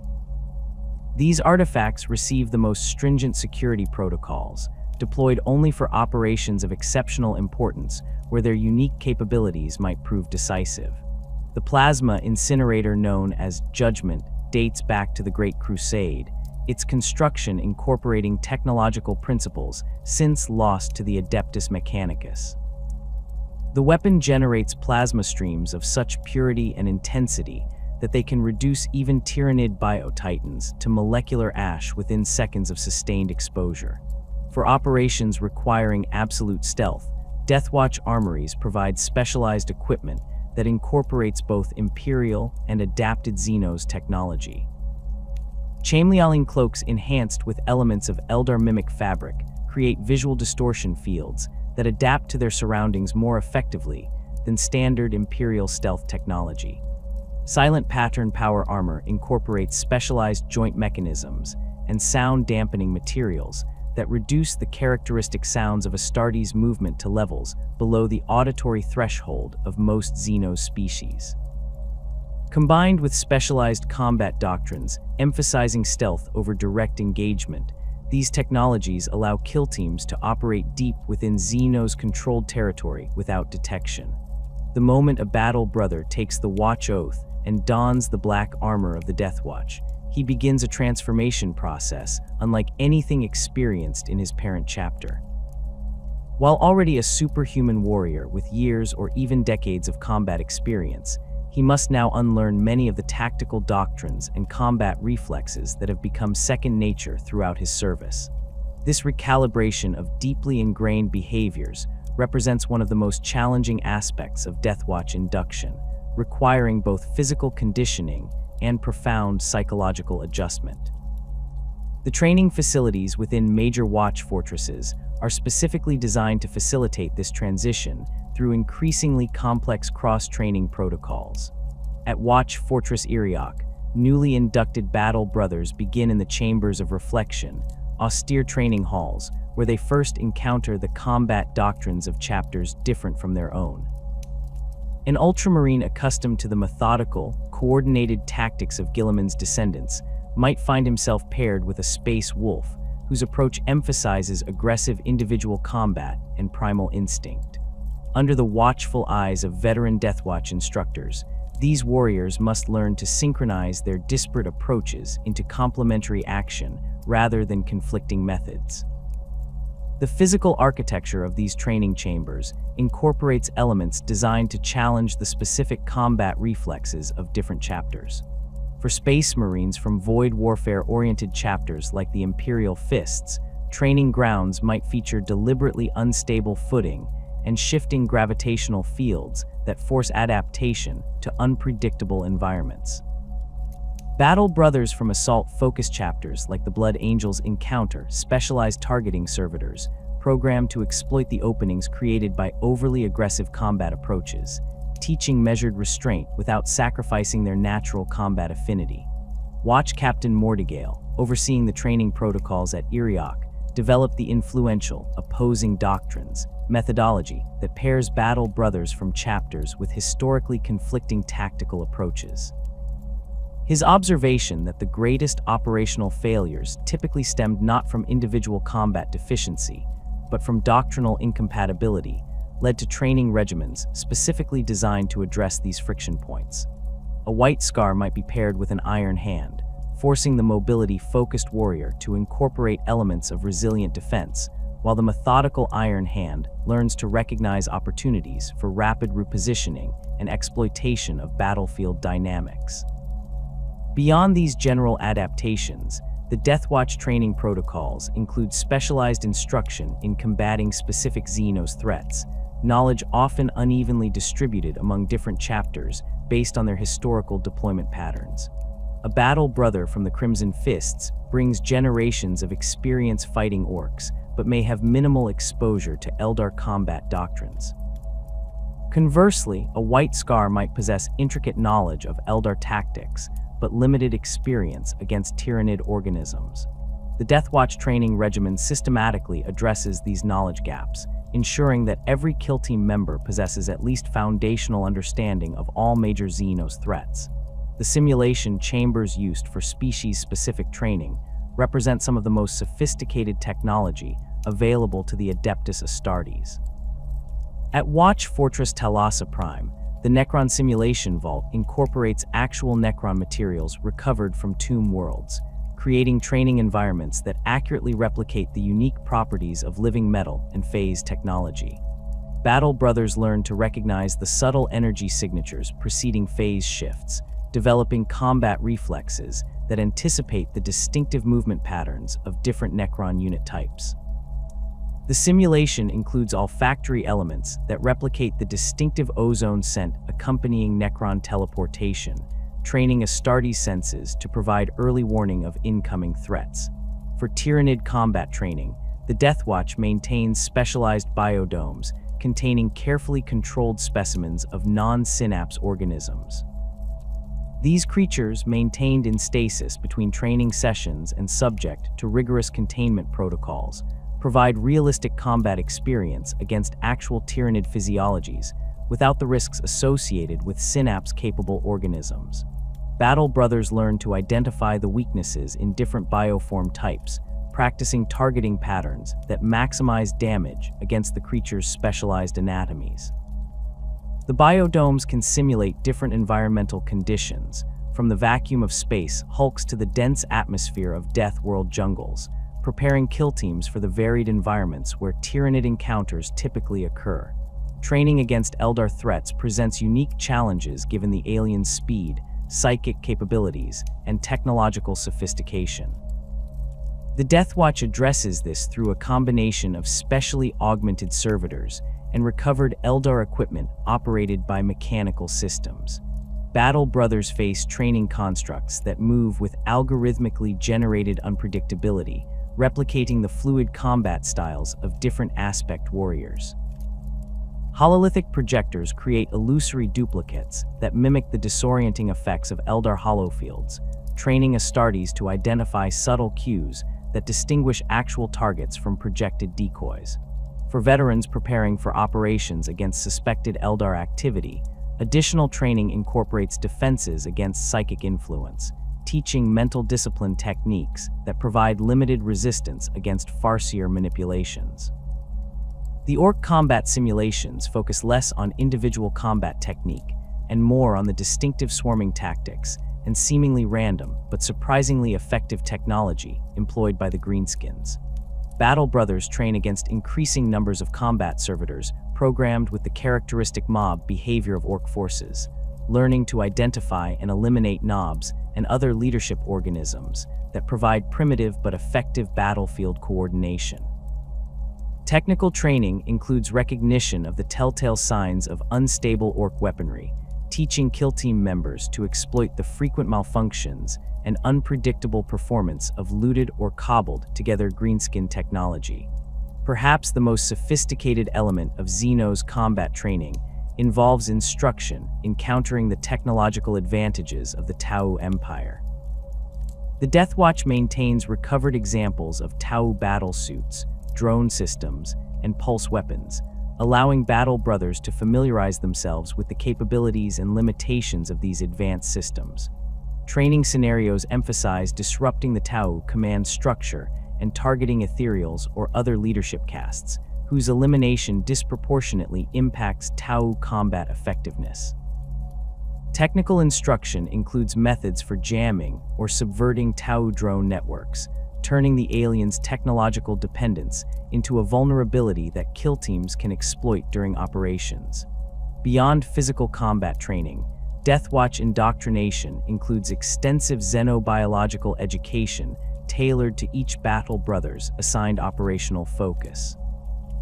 This knowledge extends far beyond simple anatomy to include detailed understanding of Xenos psychology, social structures, and typical behavioral patterns. A kill team assigned to counter genestealer cult infiltration receives specialized instruction in recognizing the subtle physiological changes indicating hybrid infection, along with tactical briefings on the typical organizational structures of different cult generations. This comprehensive approach ensures that Deathwatch operations target not merely the visible manifestations of Xenos threats, but the underlying structures that support them. The psychological conditioning required to create effective kill teams from Battle Brothers of diverse chapter origins represents perhaps the most challenging aspect of Deathwatch training. Space Marines are created and conditioned to identify fundamentally with their parent chapter, its traditions, and its specific combat doctrines. The Deathwatch requires them to partially set aside these deeply ingrained loyalties, without undermining the foundation of their identity as Astartes.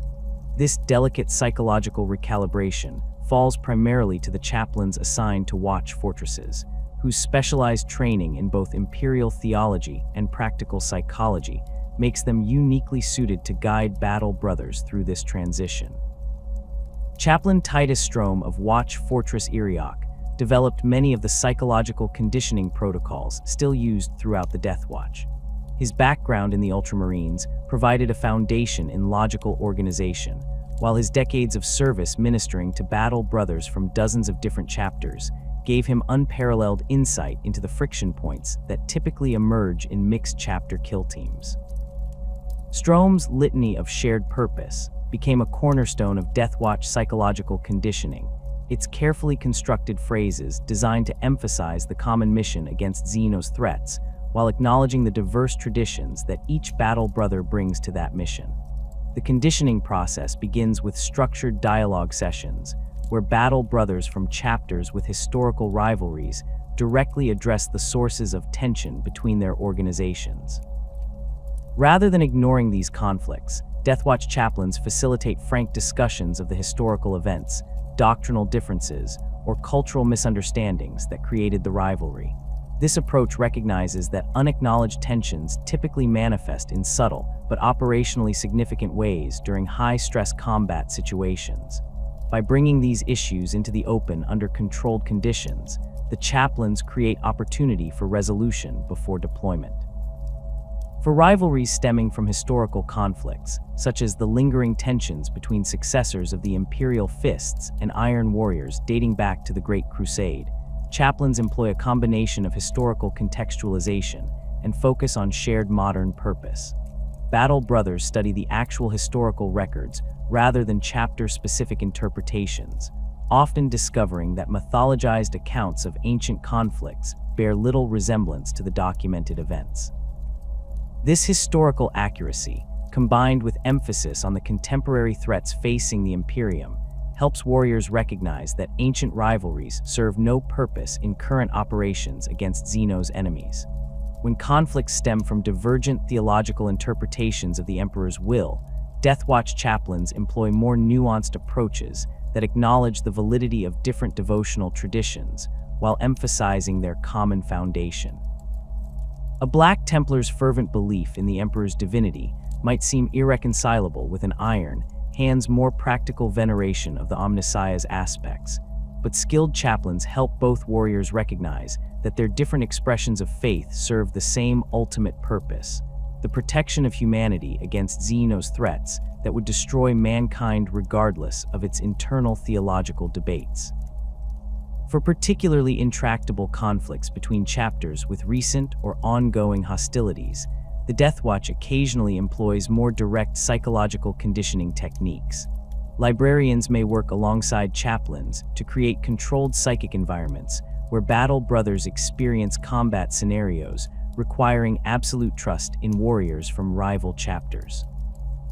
These immersive simulations place Marines in situations where survival depends entirely on cooperation with those they might otherwise distrust, creating shared experiences that override intellectual objections through direct neurological reinforcement of cooperative behaviors. The effectiveness of these conditioning protocols can be observed in the operational record of Kill Team Artemis during the Orpheus Salient campaign. The team included battle brothers from both the Dark Angels and Space Wolves, chapters whose mutual antagonism dates back to events in the 31st millennium. Initial training assessments showed significant coordination failures during combat simulations, with each Marine defaulting to his chapter's tactics without effectively communicating intentions to his counterpart. After completing Chaplain Strom's full conditioning protocol, including joint meditation sessions focusing on their shared purpose in the Deathwatch, subsequent combat simulations showed marked improvement in coordination. By their third actual deployment, the Battle Brothers had developed specialized combat maneuvers that leveraged the Space Wolf's aggressive assault capabilities with the Dark Angel's disciplined fire support, creating a more effective combined operation than either could have executed individually. Throughout the indoctrination process, Deathwatch chaplains maintain vigilant watch for signs of excessive detachment from parent chapter identities, a condition informally known as the Black Shield mindset, even when not formalized through actual Black Shield status. While kill team effectiveness requires battle brothers to partially transcend their chapter-specific approaches, complete abandonment of these foundations can create warriors who lack the psychological anchoring that Space Marine conditioning is built upon.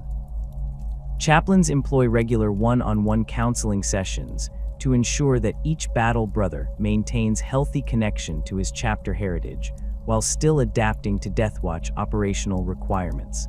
The spiritual challenges posed by continuous exposure to Xenos technology and corruption require specialized attention from Deathwatch chaplains. Unlike conventional chapter assignments, where contact with alien influence typically remains limited to brief combat encounters, Deathwatch operations often involve extended analysis of Xenos artifacts, interrogation of alien prisoners, and infiltration of Xenos-controlled environments. This persistent exposure creates unique spiritual risks that the chaplains must help battle brothers navigate without compromising either their effectiveness or their purity. Chaplain Ivanus of the Salamanders developed many of the spiritual protection protocols used throughout the Deathwatch during his 3 consecutive vigils at Watch Fortress Surgigate. Drawing on his chapter's emphasis on inner strength and self-reliance, Ivanus created meditation rituals specifically designed to reinforce a battle brother's mental barriers against Xenos influence. These practices incorporate elements of traditional Promethean fire meditation, adapted to specifically address the corruption vectors of different Xenos species. Against the subtle mind-altering effects of extended exposure to Eldar artifacts, Ivanus prescribed meditation focusing on the immutable nature of ceramite, unchanging, unyielding, resistant to external influence. For protection against the biomechanical corruption risked during Tyranid research, the rituals emphasize the sanctity of the Battle Brothers' geneseed lineage, reinforcing his identity as a true human descendant of the Emperor's work rather than a malleable biological construct. The balance between operational necessity and spiritual purity remains one of the most challenging aspects of Deathwatch service. Battle Brothers must study alien technology closely enough to understand and counter it without becoming intrigued by or dependent upon its capabilities. Chaplains work closely with Ordo Xenos Inquisitors to establish clear protocols for each research project, defining specific questions to be answered and information to be extracted without unnecessary exposure to corrupting influence. These protocols include regular spiritual assessment of all involved personnel, with Battle Brothers rotated away from Xenotech research assignments at the first signs of inappropriate interest or admiration for alien methods. For kill teams assigned to infiltration missions in Xenos-controlled territory, chaplains provide specialized spiritual preparation, addressing the unique challenges of such operations. Battle Brothers may need to adopt Xenos mannerisms, communicate in alien languages, or interact with Xenos species in ways that would be unthinkable in conventional Astartes deployments.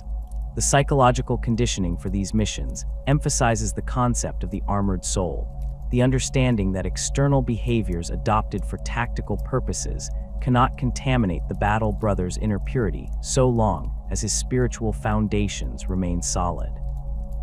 Rigorous post-mission debriefing includes thorough spiritual assessment, identifying and addressing any lingering effects of extended immersion in Xenos environments. The Damocles Gulf Crusade stands as one of the most significant operations in which the Deathwatch played a crucial, yet largely unheralded role. While Imperial histories focus primarily on the massed regiments of the Astra Militarum and the fleet actions of the Imperial Navy, declassified Ordo Xenos records reveal an extensive shadow war conducted by Deathwatch kill teams operating far behind Tau lines. These precision operations targeted the Tau command structure and technological advantages that made the Xenos expansion so dangerous to Imperial worlds along the eastern fringe. During the initial phases of the conflict, Watch Fortress Surgigate deployed 12 specialized kill teams with explicit orders to disrupt Tau supply lines and eliminate key ethereal leadership figures before they could coordinate effective resistance against the Imperial advance. Kill Team Artemis, operating from a modified Corvus Blackstar with enhanced stealth capabilities, conducted a series of surgical strikes against Tau communication hubs on the frontier world of Daleth. The team's Techmarine specialist, Brother Malthus, developed a viral data spike that, when inserted into the primary Tau communication nodes, created cascading failures throughout their battlefield coordination networks.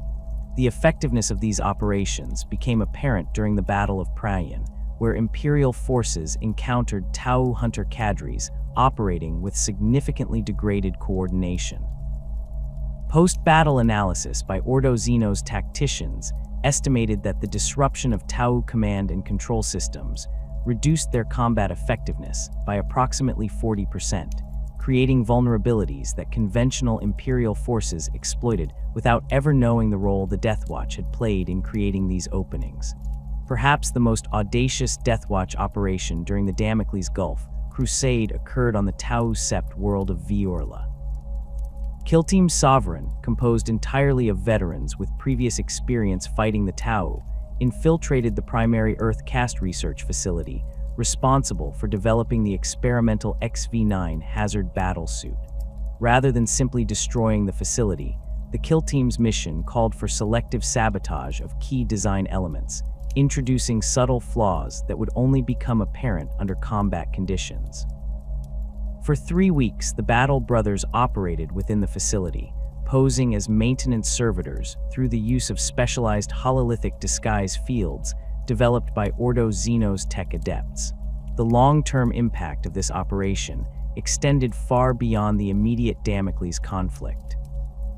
When the Tau deployed the compromised XV9 designs during the Zeist campaign, nearly a century later, catastrophic power core failures occurred across multiple battlefields, creating significant tactical advantages for Imperial forces. The Tau Earth Caste spent years identifying and correcting the introduced flaws, diverting resources that might otherwise have supported more aggressive expansion efforts along the eastern fringe. The Deathwatch maintains a permanent monitoring presence along the borders of Tau space, with specialized kill teams trained in countering the distinctive tactics and technology of the expanding empire. Watch Fortress Surgigate has developed particular expertise in this area, maintaining extensive archives on Tau battlesuit variants, weapon capabilities, and tactical doctrines. Kill teams deploying against Tau forces receive specialized training in targeting the alien command structure, particularly the ethereal caste, whose presence significantly enhances Tau combat effectiveness through methods not fully understood by Imperial xenobiologists. Beyond the visible frontier of the Tau Empire, the Deathwatch conducts regular deep reconnaissance missions to identify expansion corridors and colonization efforts before they can establish permanent footholds. Kill Team Talon's operation on the nominally uninhabited world of Karthus IV revealed a covert Tau ecological engineering project designed to transform the planet's atmosphere to better suit Tau physiology. The team eliminated the small scientific outpost and placed subsurface monitoring devices that continue to provide early warning of any renewed Tau interest in the system. The Shadow War against Genestealer cults represents one of the Deathwatch's most crucial, yet least publicly acknowledged operational theaters. Unlike conventional Xenos threats that can be engaged directly through military action, Genestealer infestations operate through infiltration and subversion, often remaining undetected for generations until reaching critical mass. The Deathwatch has developed specialized detection and eradication protocols for these threats, working in close coordination with Ordo Xenos Inquisitors to identify and eliminate cult activities before they can facilitate full-scale Tyranid invasions.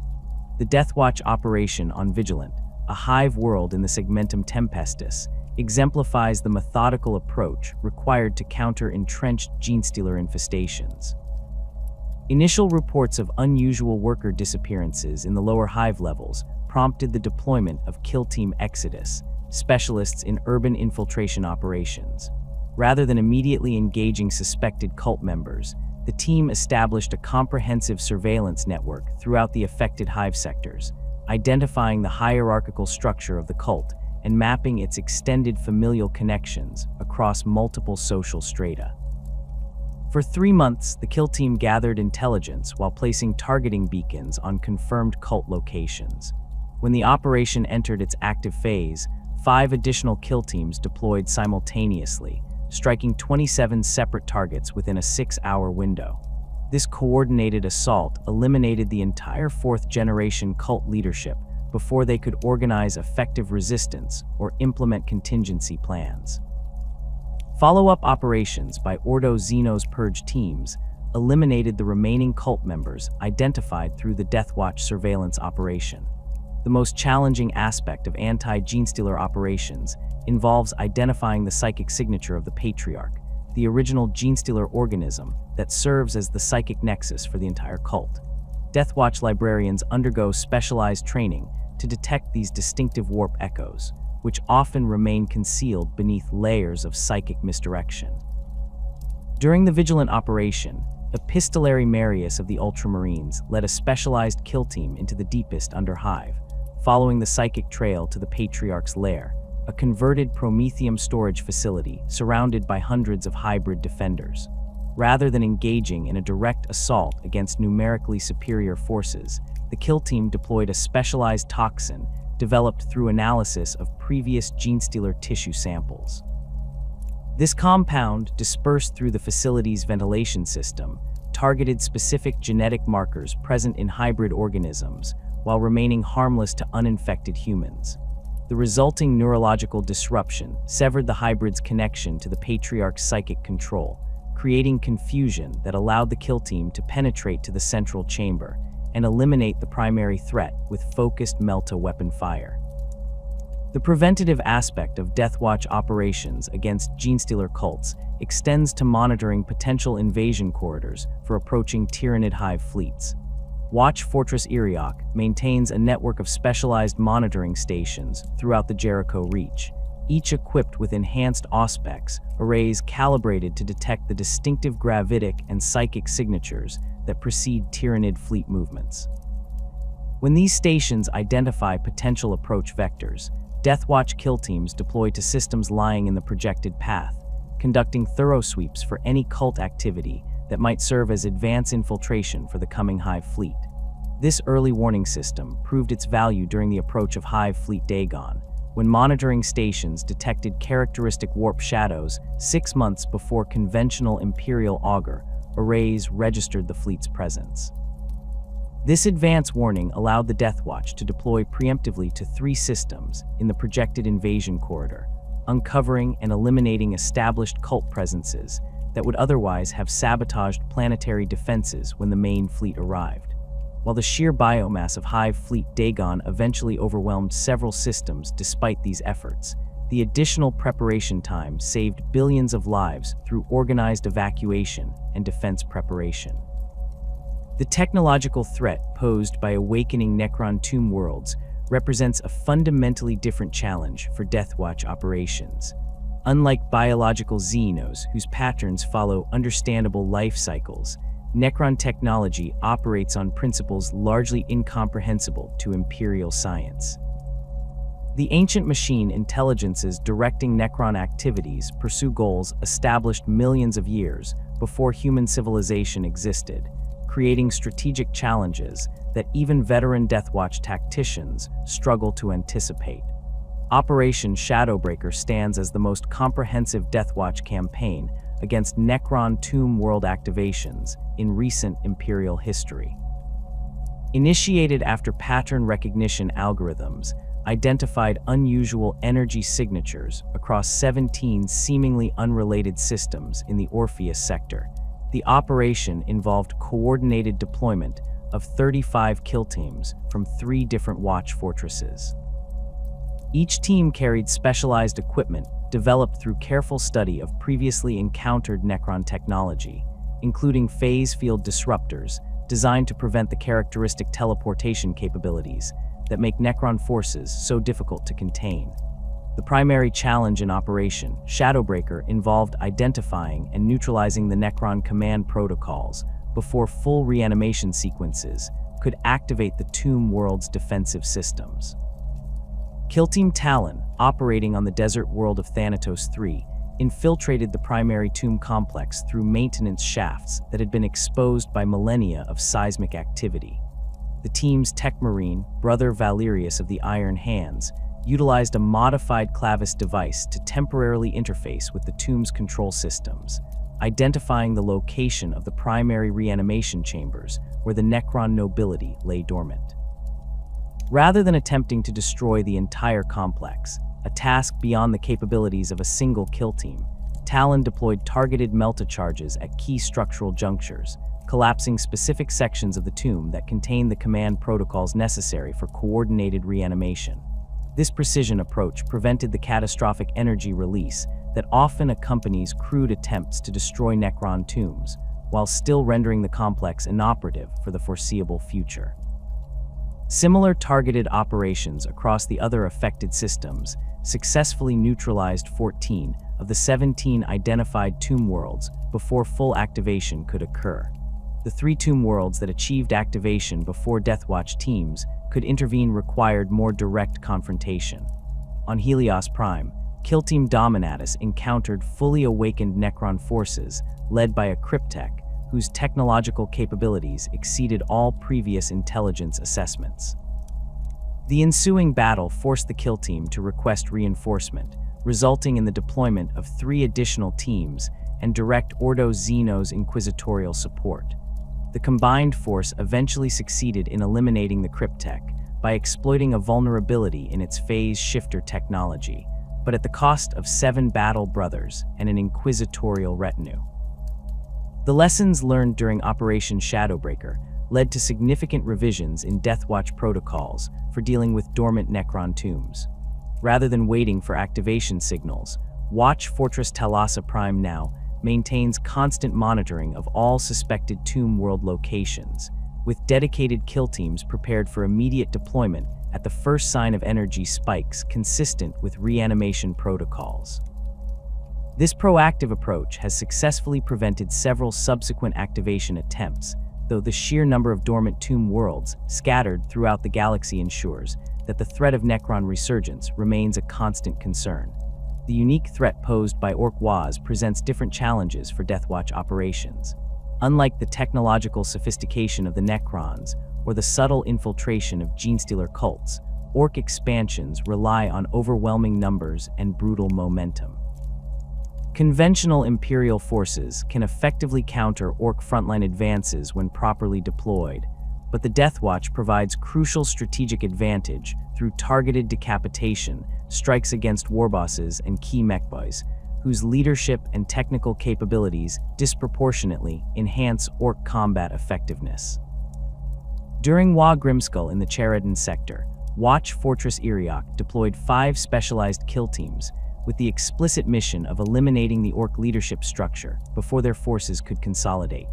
Kill Team Furor, composed primarily of close combat specialists from assault-oriented chapters, inserted directly into the heart of the Ork forward base on Herodian 4 using modified drop pods with enhanced stealth capabilities.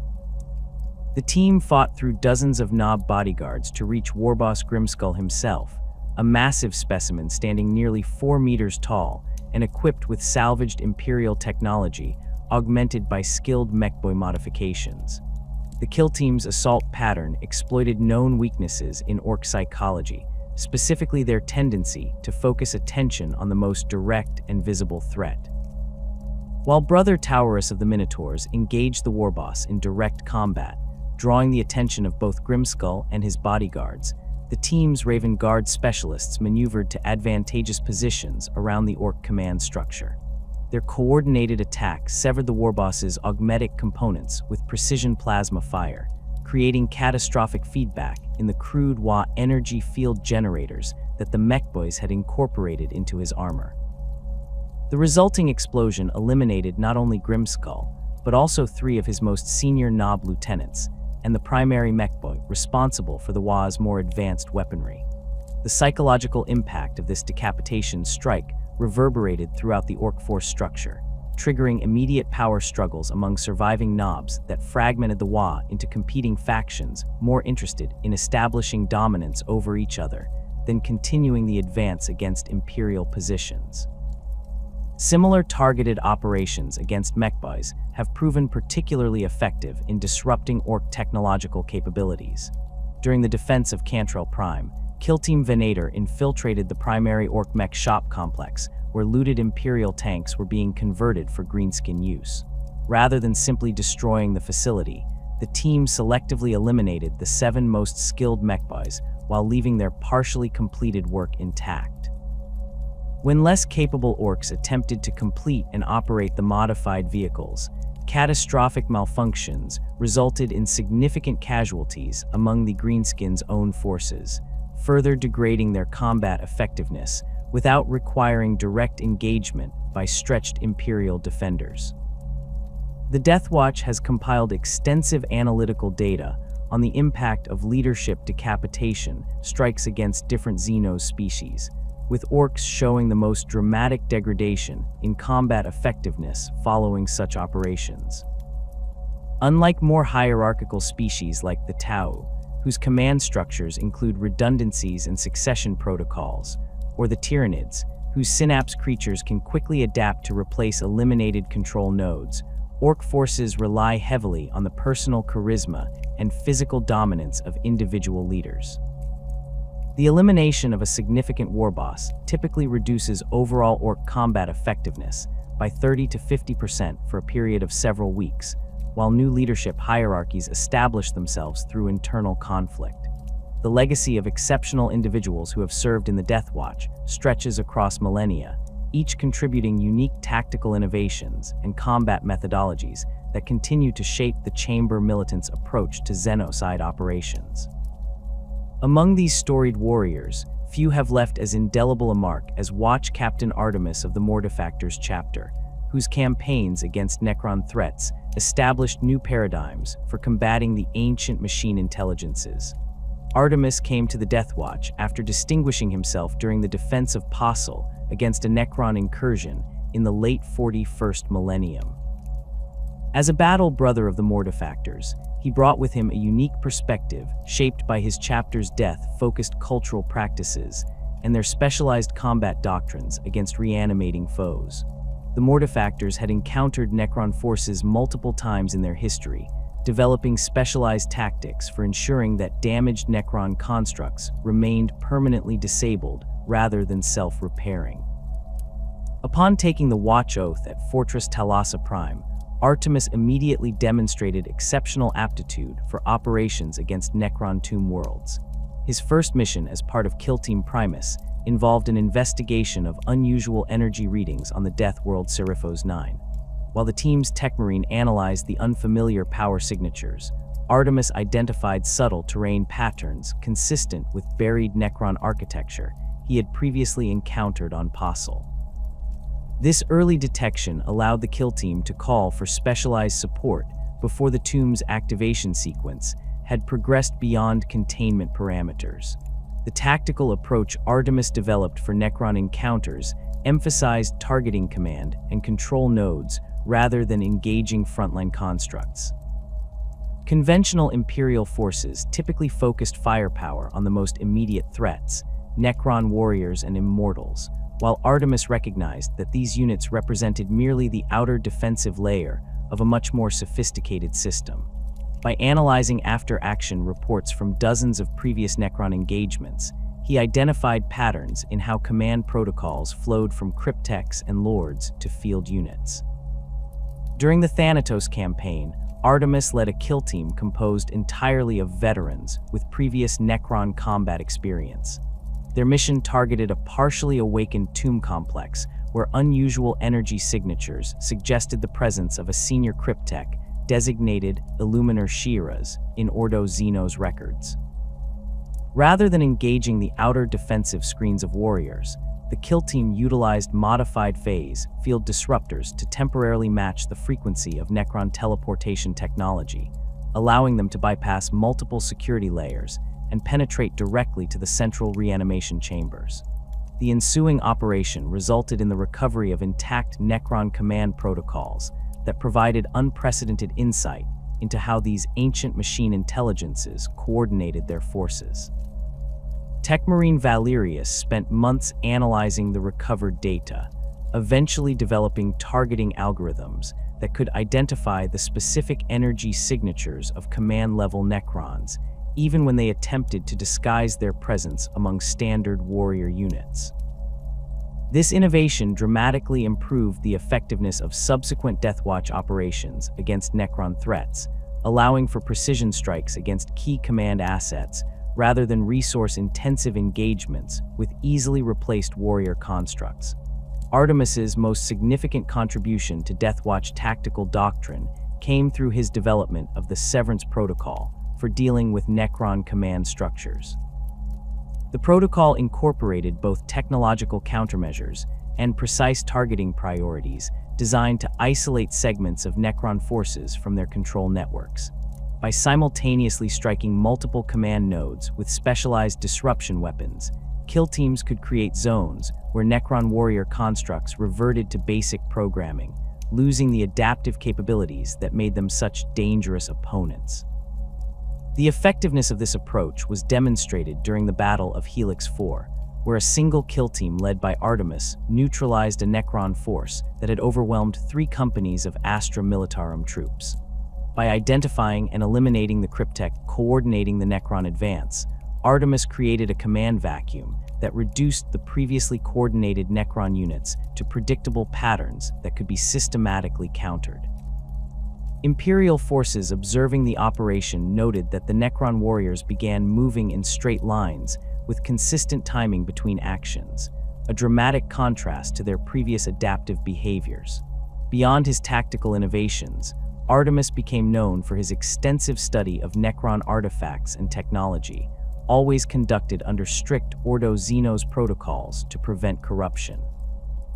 His detailed analysis of Necron phase technology led to improvements in Deathwatch teleport jammers, creating more effective countermeasures against the Necron's ability to withdraw damaged units for repair.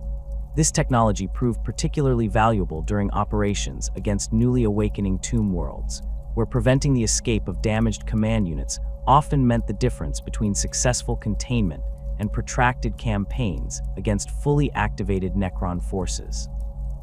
While Artemis's contributions to anti-Necron operations remain his most recognized achievement, his service record includes successful deployments against numerous other Xenos threats. His adaptability and willingness to incorporate tactical elements from different chapter traditions exemplified the Deathwatch ideal of synthesizing diverse approaches into unified Xenocide doctrine. By the time he was elevated to the rank of Watch Captain, Artemis had served alongside battle brothers from 27 different chapters, incorporating elements from each into his personal combat methodology. The threat posed by Tyranid hive fleets required a fundamentally different approach to Xenocide operations, one that Chaplain Cassius of the Ultramarines helped pioneer through his service with the Deathwatch. Cassius came to the Chamber militant already bearing extensive experience against Tyranid organisms, having survived the first Tyrannic War when Hive Fleet Behemoth invaded Ultramar. The scars covering his body testified to close encounters with numerous Tyranid bioforms, each providing hard-won knowledge about the aliens' capabilities and vulnerabilities. Before taking the Watch Oath, Cassius had already established the Tyrannic War veterans within the Ultramarines, a specialized cadre of warriors who had faced the Tyranid menace and lived to share their knowledge. This experience made him particularly valuable to the Deathwatch as new hive fleets emerged along the eastern fringe, threatening Imperial worlds with consumption on an unprecedented scale. Upon his arrival at Watch Fortress Iriok, Cassius immediately began analyzing the fortress's extensive xenobiological archives, identifying patterns in Tyranid evolution that suggested new adaptations in response to Imperial defense strategies. Cassius's most significant contribution came through his development of specialized combat doctrines against synapse creatures, the critical control nodes through which the hive mind coordinated its lesser organisms. While the importance of targeting these creatures was already understood in basic Imperial tactical doctrine, Cassius refined the approach by categorizing synapse organisms according to their specific functions within the swarm and prioritizing targets based on their relative impact on swarm coordination.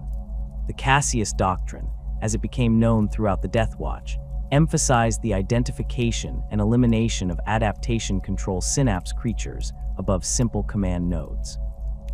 Through careful study of Tyranid behavioral patterns, he determined that certain synapse organisms specialized in analyzing battlefield conditions and transmitting adaptation instructions to combat organisms.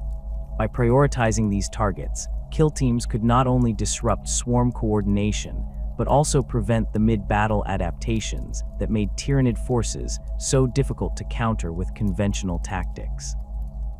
During the defense of Herodian IV against a splinter of Hive Fleet Kraken, Cassius led a kill team in a precision strike against an unusual synapse cluster detected behind the main Tyranid advance.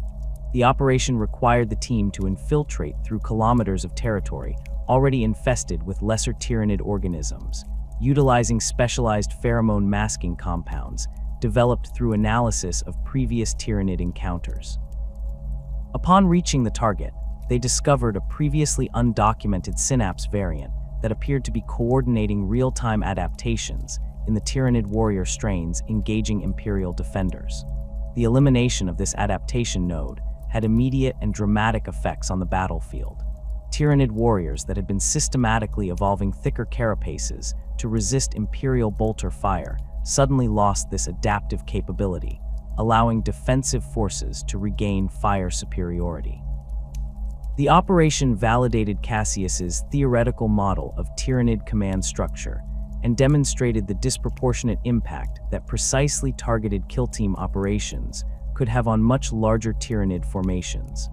Beyond tactical innovations, Cassius contributed significantly to the Deathwatch's understanding of Tyranid biology through his methodical collection and cataloging of specimen data. After each engagement, he personally supervised the secure recovery of tissue samples from encountered bioforms, ensuring proper containment protocols to prevent contamination. These samples, analyzed in Watch Fortress laboratories under his direction, revealed subtle changes in Tyranid genetic structures that indicated ongoing evolution in response to Imperial weapons and tactics. This biological intelligence proved invaluable in developing countermeasures against emerging Tyranid adaptations. When analysis revealed increasing resistance to standard Hellfire rounds among Tyranid warrior strains, Cassius worked with Deathwatch Techmarines to modify the ammunition's chemical composition, targeting different metabolic pathways that the creatures had not yet evolved to protect. This constant adaptation and counter-adaptation became a defining element of the ongoing war against the Tyranid menace, with Cassius's methodical approach providing crucial advantages to Deathwatch operations. Perhaps Cassius's most enduring contribution came through the training protocols he established for kill teams preparing for anti-Tyranid operations. Drawing on his experience with the tyrannic war veterans, he developed immersive simulation environments that accurately replicated the sensory conditions of Tyranid-infested battlefields, the distinctive organic odors, the acoustic patterns of swarm movement, and the psychological pressure of facing overwhelming numbers. These simulations helped prepare battle brothers for the unique stress of Tyranid encounters, reducing the combat effectiveness drop commonly observed when warriors faced these alien horrors for the first time. The psychological aspects of Cassius's training proved particularly valuable, as the chaplain incorporated specialized litanies and mental discipline techniques designed to counter the shadow and the warp, the psychic pressure exerted by the approaching hive mind that could disrupt both psychic abilities and general morale. These techniques, originally developed for his tyrannic war veterans, were refined through collaboration with Deathwatch librarians, who contributed their specialized understanding of how the shadow phenomenon affected different psychic capabilities. While the Deathwatch's primary strength lies in the physical prowess and tactical acumen of its battle brothers, psychic capabilities provide crucial advantages in operations against certain xenos threats. Codicil Karas emerged as one of the most effective psychic operatives in recent Deathwatch history, his unique abilities proving particularly valuable against the collective consciousness of the Tyranid hive mind. Karas came to the Deathwatch from the Blood Ravens chapter, already possessing considerable experience in combating warp-influenced threats. His psychic specialization in telepathic operations initially seemed ill-suited for deployment against Tyranids, whose alien consciousness was fundamentally different from human thought patterns. However, Karas demonstrated remarkable adaptability, developing specialized techniques for interacting with the edges of the hive mind's psychic presence without being overwhelmed by its vastness. During the Cryptus campaign, Karas served with Kill Team Talon on a mission to investigate unusual Tyranid behavior patterns in the Perdis anomaly region. Standard Imperial forces had reported Tyranid organisms operating with uncharacteristic restraint, avoiding direct engagement while establishing what appeared to be observation posts rather than typical consumption patterns. The kill team deployed to determine whether this represented a new Tyranid adaptation or the influence of another factor. Upon reaching the primary anomaly site, Karas detected subtle differences in the psychic signature of the local Tyranid organisms. Where typical hive mind connections formed direct, efficient pathways between synapse creatures and subordinate organisms, these specimens exhibited more complex patterns with recursive loops and isolated subnetworks. Using his telepathic abilities under carefully controlled conditions, Karas established brief contact with the peripheral elements of this modified network, gaining unprecedented insight into the functioning of the hive mind. The intelligence gathered through this dangerous psychic reconnaissance revealed that the Tyranid force had encountered and partially absorbed genetic material from a previously unknown xenos species with distributed consciousness capabilities. This absorption had created localized disruptions in the hive mind's control patterns, essentially establishing semi-independent subminds within the greater network. Karas' ability to detect and interpret these patterns provided crucial tactical intelligence, allowing the kill team to identify and eliminate the primary synapse creatures maintaining these subnetworks. Following this operation, Karas worked with Ordo xenos adepts to develop more sophisticated models of hive mind functioning, incorporating his direct psychic observations with biological analysis of recovered Tyranid specimens. This collaboration produced new detection methodologies that could identify subtle variations in Tyranid behavioral patterns, indicative of adaptation or specialized function, providing valuable early warning of new Tyranid strategies before they became widely implemented. Karas' most significant contribution came through his development of psychic countermeasures against the shadow in the warp phenomenon. By carefully analyzing his own psychic experiences during controlled exposures to Tyranid psychic presence, he identified specific mental techniques that could maintain limited psychic functionality even under the suppressive influence of the hive mind. These techniques, while demanding and not suitable for all psychers, provided critical capabilities in scenarios where psychic communications or detection abilities could mean the difference between mission success and failure. During the defense of Vigilant Prime against a splinter of Hive Fleet Kraken, Karas demonstrated the effectiveness of these techniques by maintaining a psychic communication link between separated elements of 3 kill teams operating behind Tyranid advance lines. Conventional Vox communications had been rendered unreliable by bioacid clouds released by specialized Tyranid organisms, while the shadow in the warp prevented standard astropathic communications. Karas' modified telepathic techniques provided the coordination necessary for the kill teams to simultaneously strike 17 separate synapse nodes, creating a cascading failure in the local hive mind network that temporarily paralyzed Tyranid forces across an entire continental mass. The strategic leadership of the Deathwatch falls to experienced veterans who can coordinate the Chamber militants' limited resources across vast theaters of operation. Watch Master Mordigale of the Imperial Fists emerged as one of the most effective strategic commanders in recent Deathwatch history. His methodical approach to threat assessment and resource allocation proving particularly valuable during the complex operations of the Achilles Crusade in the Jericho Reach. Mordigale brought to the Deathwatch the Imperial Fist's legendary expertise in defensive warfare and siege operations, combined with an analytical mind well-suited to the strategic challenges of countering multiple Xenos threats with limited forces. Upon assuming command of Watch Fortress Iriok, he immediately implemented a comprehensive review of all ongoing operations, prioritizing missions based on a sophisticated threat matrix that considered both immediate danger and long-term strategic implications.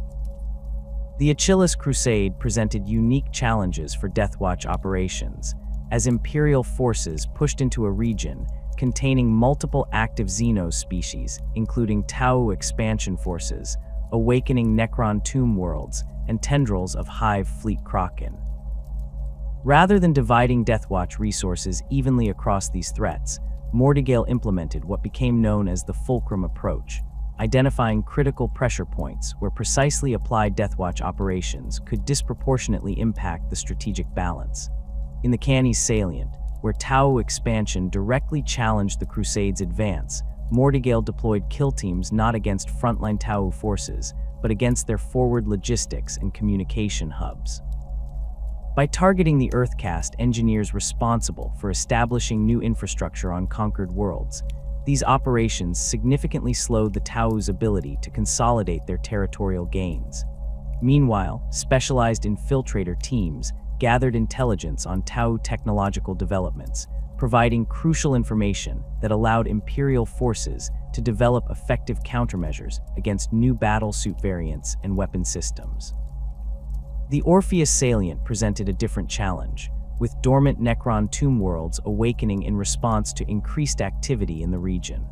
Rather than attempting to counter each awakening individually, an impossible task given the Deathwatch's limited numbers, Mordigale implemented a triage system that categorized tomb worlds according to the specific Necron dynasties identified through architectural and glyph patterns. Kill teams prioritized operations against tombs showing evidence of higher echelon command structures, preventing the emergence of coordinated Necron activities across multiple systems. Perhaps Mordigale's most significant strategic innovation came through his integration of Deathwatch operations with broader Imperial forces. Where previous Watchmasters had maintained rigid separation between Deathwatch activities and conventional military operations, Mordigale established secure communication protocols with selected Crusade commanders, providing them with sanitized intelligence gathered during kill team missions. This information, stripped of sensitive details regarding Deathwatch capabilities and methods, allowed Imperial forces to better coordinate their conventional operations with the Chamber Militant's specialized strikes. During the battle for Vanity, a hive world in the Canny's salient threatened by both Tau expansion and a growing Genestealer cult presence, Mordigale demonstrated the effectiveness of this integrated approach. While Imperial Guard regiments engaged the Tau forces directly, coordinated Deathwatch operations eliminated the cult leadership structure and severed the psychic beacon that would have drawn a splinter fleet to the system. The operation preserved a strategically valuable world while demonstrating how limited Deathwatch resources could decisively impact theater-wide operations when properly coordinated with conventional forces. Mordigale's leadership during the darkest periods of the Achilles Crusade, when Imperial advances stalled and Xenos forces threatened to overwhelm multiple salients simultaneously, showcased his exceptional ability to maintain strategic focus under pressure. Rather than dispersing Deathwatch resources in reaction to each new threat, he maintained concentration on key objectives that offered asymmetric returns on invested resources. This disciplined approach preserved the Deathwatch's combat effectiveness even as conventional Imperial forces suffered significant setbacks across multiple fronts.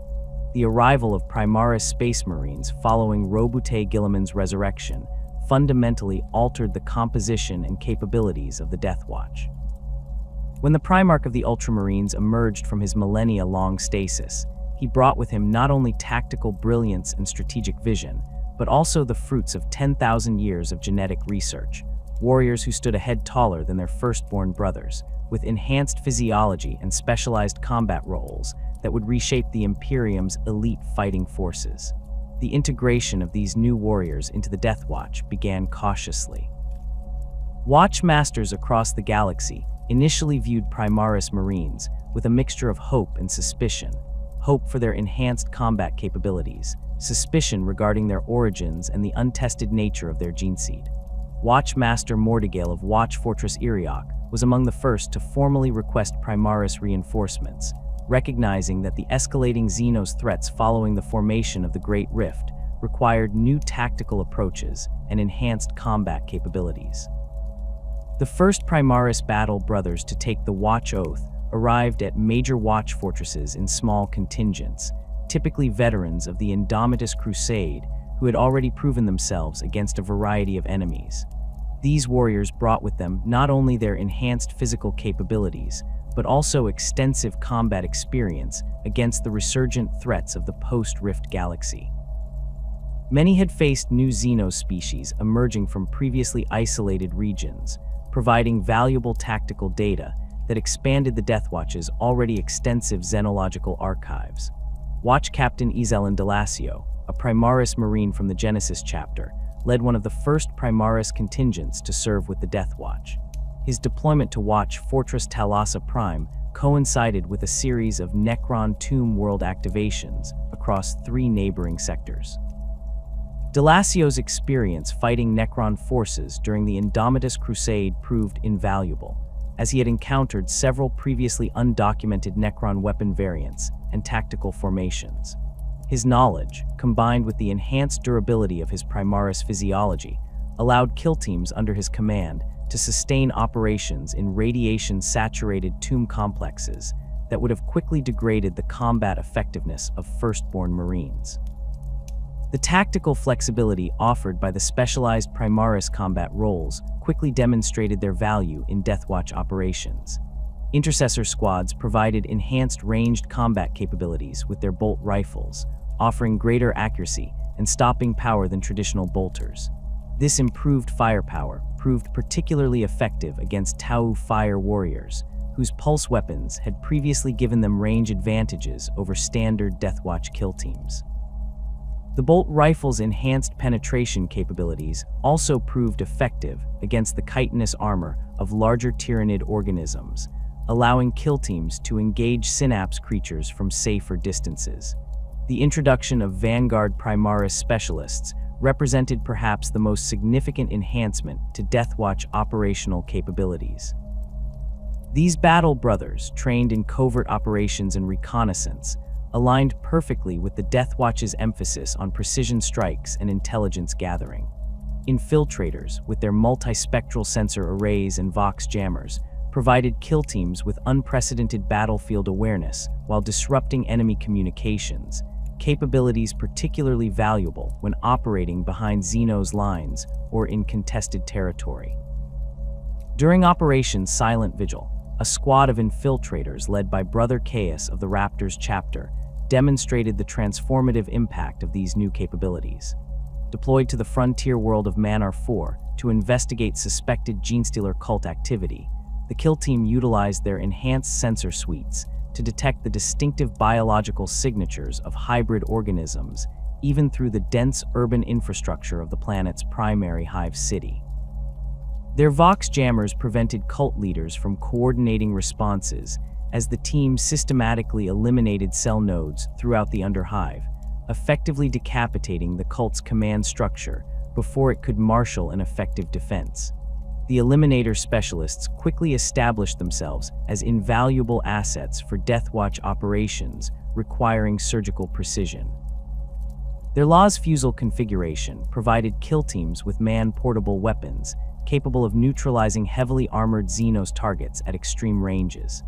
Against Ork warbosses or Tau commanders in battlesuit armor, these weapons allowed for decapitation strikes that could disrupt entire enemy formations without alerting them to the Deathwatch presence. The Bolt sniper configuration, with its specialized ammunition types, offered tactical flexibility previously unavailable to standard kill teams. Watch Fortress Iriok's Eliminator Cadre, led by Brother Severus of the Imperial Fists, developed specialized targeting protocols for different xenos species based on extensive anatomical research. For operations against Aeldari, they targeted the alien spirit stones, not merely to kill, but to prevent soul transfer to infinity circuits. Against Tau command units, they prioritized targeting the neural interfaces connecting commanders to their battlesuit systems, rather than attempting to penetrate the heavily armored main chassis. These precision targeting doctrines maximized operational effectiveness while minimizing ammunition expenditure, a critical consideration for kill teams operating deep in hostile territory without resupply options. The suppressor specialists, with their accelerator auto cannons, filled a critical capability gap in Deathwatch fire support options. The weapon's combination of high rate of fire and mobility provided kill teams with heavy weapons capabilities without sacrificing operational speed. Against fast-moving targets like Aeldari skimmers or Tyranid leap organisms, suppressors could maintain accurate fire while repositioning, preventing the enemy from exploiting gaps in coverage. The psychological impact of these weapons proved particularly effective against Ork forces, whose morale would often break when subjected to the sustained, accurate fire that suppressors could deliver from unexpected angles. The integration of Primaris aggressors into Deathwatch kill teams provided enhanced close-quarters combat capabilities, particularly valuable for space Hulk clearance operations or encounters with swarm-type xenos. Their Flamestorm gauntlets proved devastatingly effective against Tyranid organisms, whose biological armor offered minimal protection against Prometheum-based weapons. The Boltstorm configuration, with its impressive volume of fire, could effectively suppress larger xenos organisms, while other kill team members maneuvered for killing shots with specialized weapons. During the clearance of the space Hulk Morty's Thule, a kill team incorporating 2 aggressor specialists encountered a previously undocumented Genestealer variant with enhanced carapace protection. Standard bolt weapons proved ineffective against the creature's reinforced chitin, but the aggressors' sustained fire eventually identified weak points at the joint articulations. This tactical data was immediately transmitted to the Watch Fortress, allowing subsequent kill teams to modify their ammunition loads with Hellfire rounds specifically calibrated for the new organism's vulnerabilities. The introduction of these specialized Primaris combat roles necessitated significant revisions to established Deathwatch tactical doctrines. Watch captains worked closely with newly arrived Primaris veterans to develop integrated combat protocols that maximize the effectiveness of mixed kill teams. These protocols emphasize the complementary capabilities of Firstborn and Primaris Marines, rather than treating them as interchangeable assets. Vanguard specialists typically operated as forward reconnaissance elements, identifying targets for precision strikes by Firstborn veterans equipped with specialized Xenophase weapons or other rare armaments not yet adapted for Primaris use. The tactical advantages provided by Primaris Marines came with integration challenges that each Watch Fortress addressed differently. The enhanced physical capabilities and specialized training of Primaris Battle Brothers sometimes created friction with Firstborn veterans who had centuries of Deathwatch experience. Many Firstborn Marines initially viewed their Primaris counterparts with skepticism, questioning whether these new warriors, created through Belisarian furnace technology rather than traditional methods, truly understood the chapter cultures they nominally represented. Watch Captain Artemis, a veteran of countless Xenocide operations, initially expressed reservations about incorporating Primaris Marines into established kill teams. His concerns centered not on their combat capabilities, which he readily acknowledged as impressive, but on their limited exposure to the subtle cultural dynamics that enabled effective coordination between battle brothers from different chapters.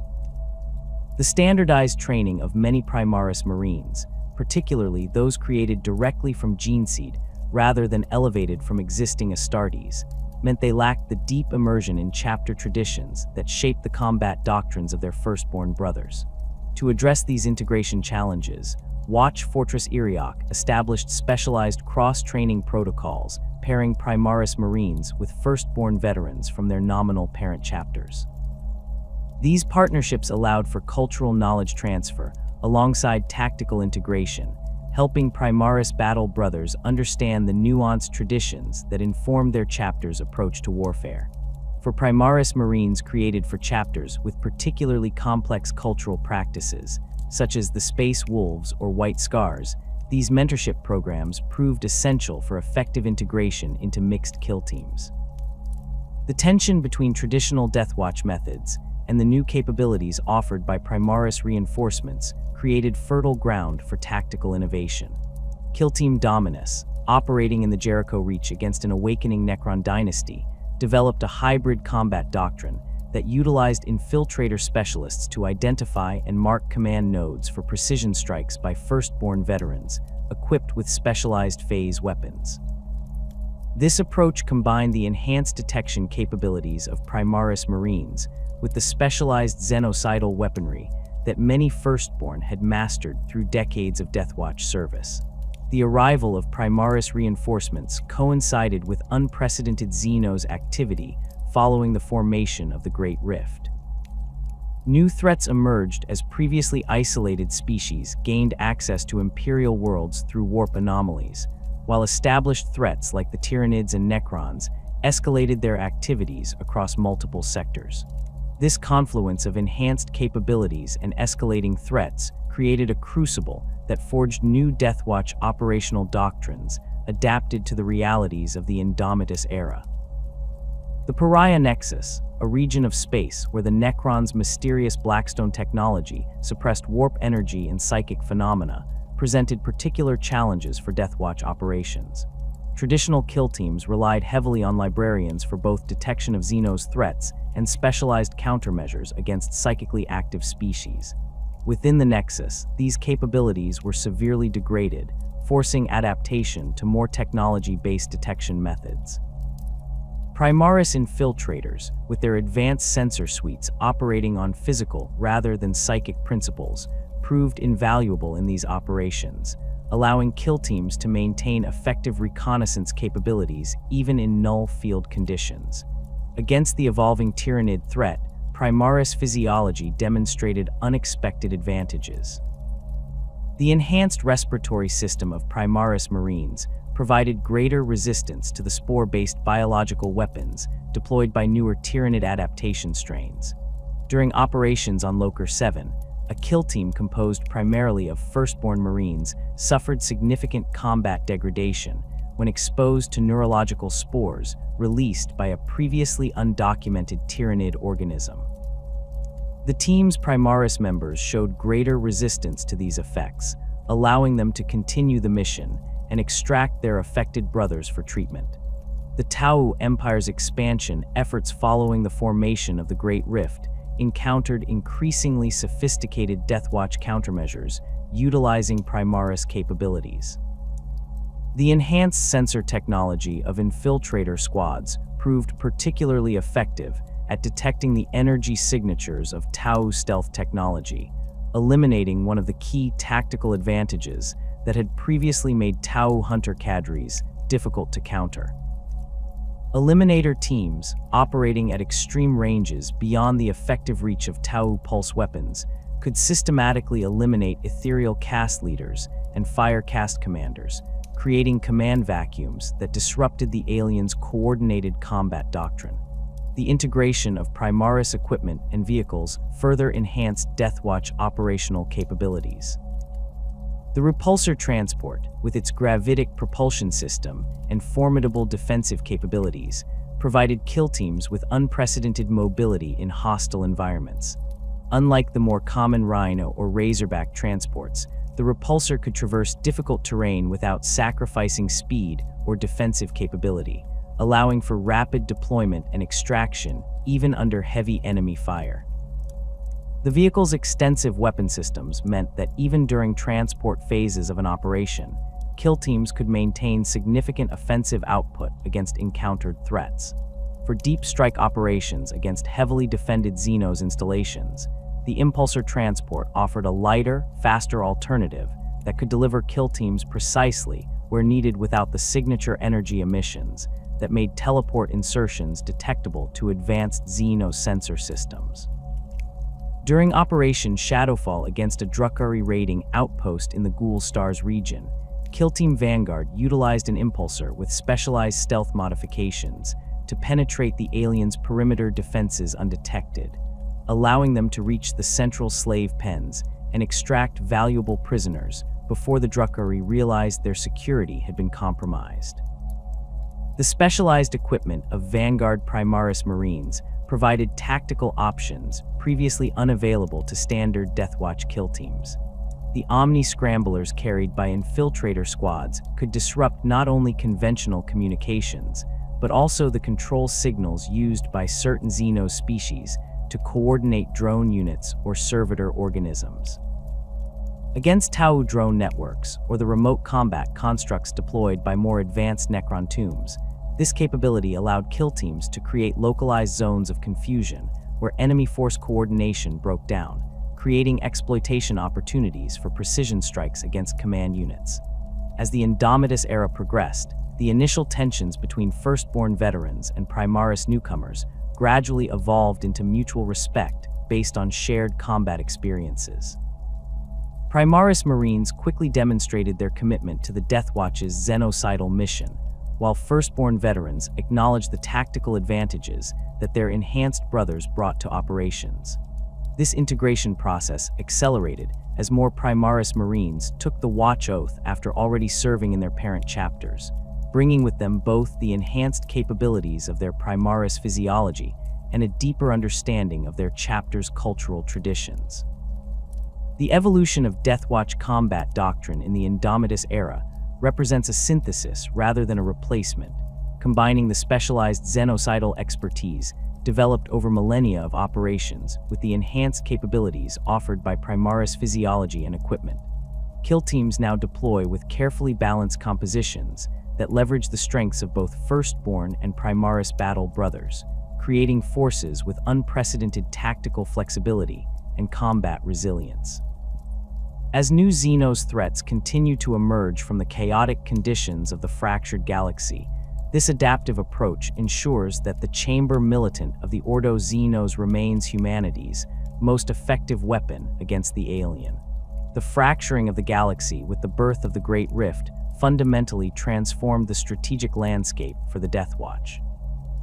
Where once they maintained a carefully coordinated network of watch fortresses monitoring established Xenos threats along predictable fronts, now they faced an Imperium literally split in two, with ancient dangers awakening and new horrors emerging from the warp-scarred void between stars.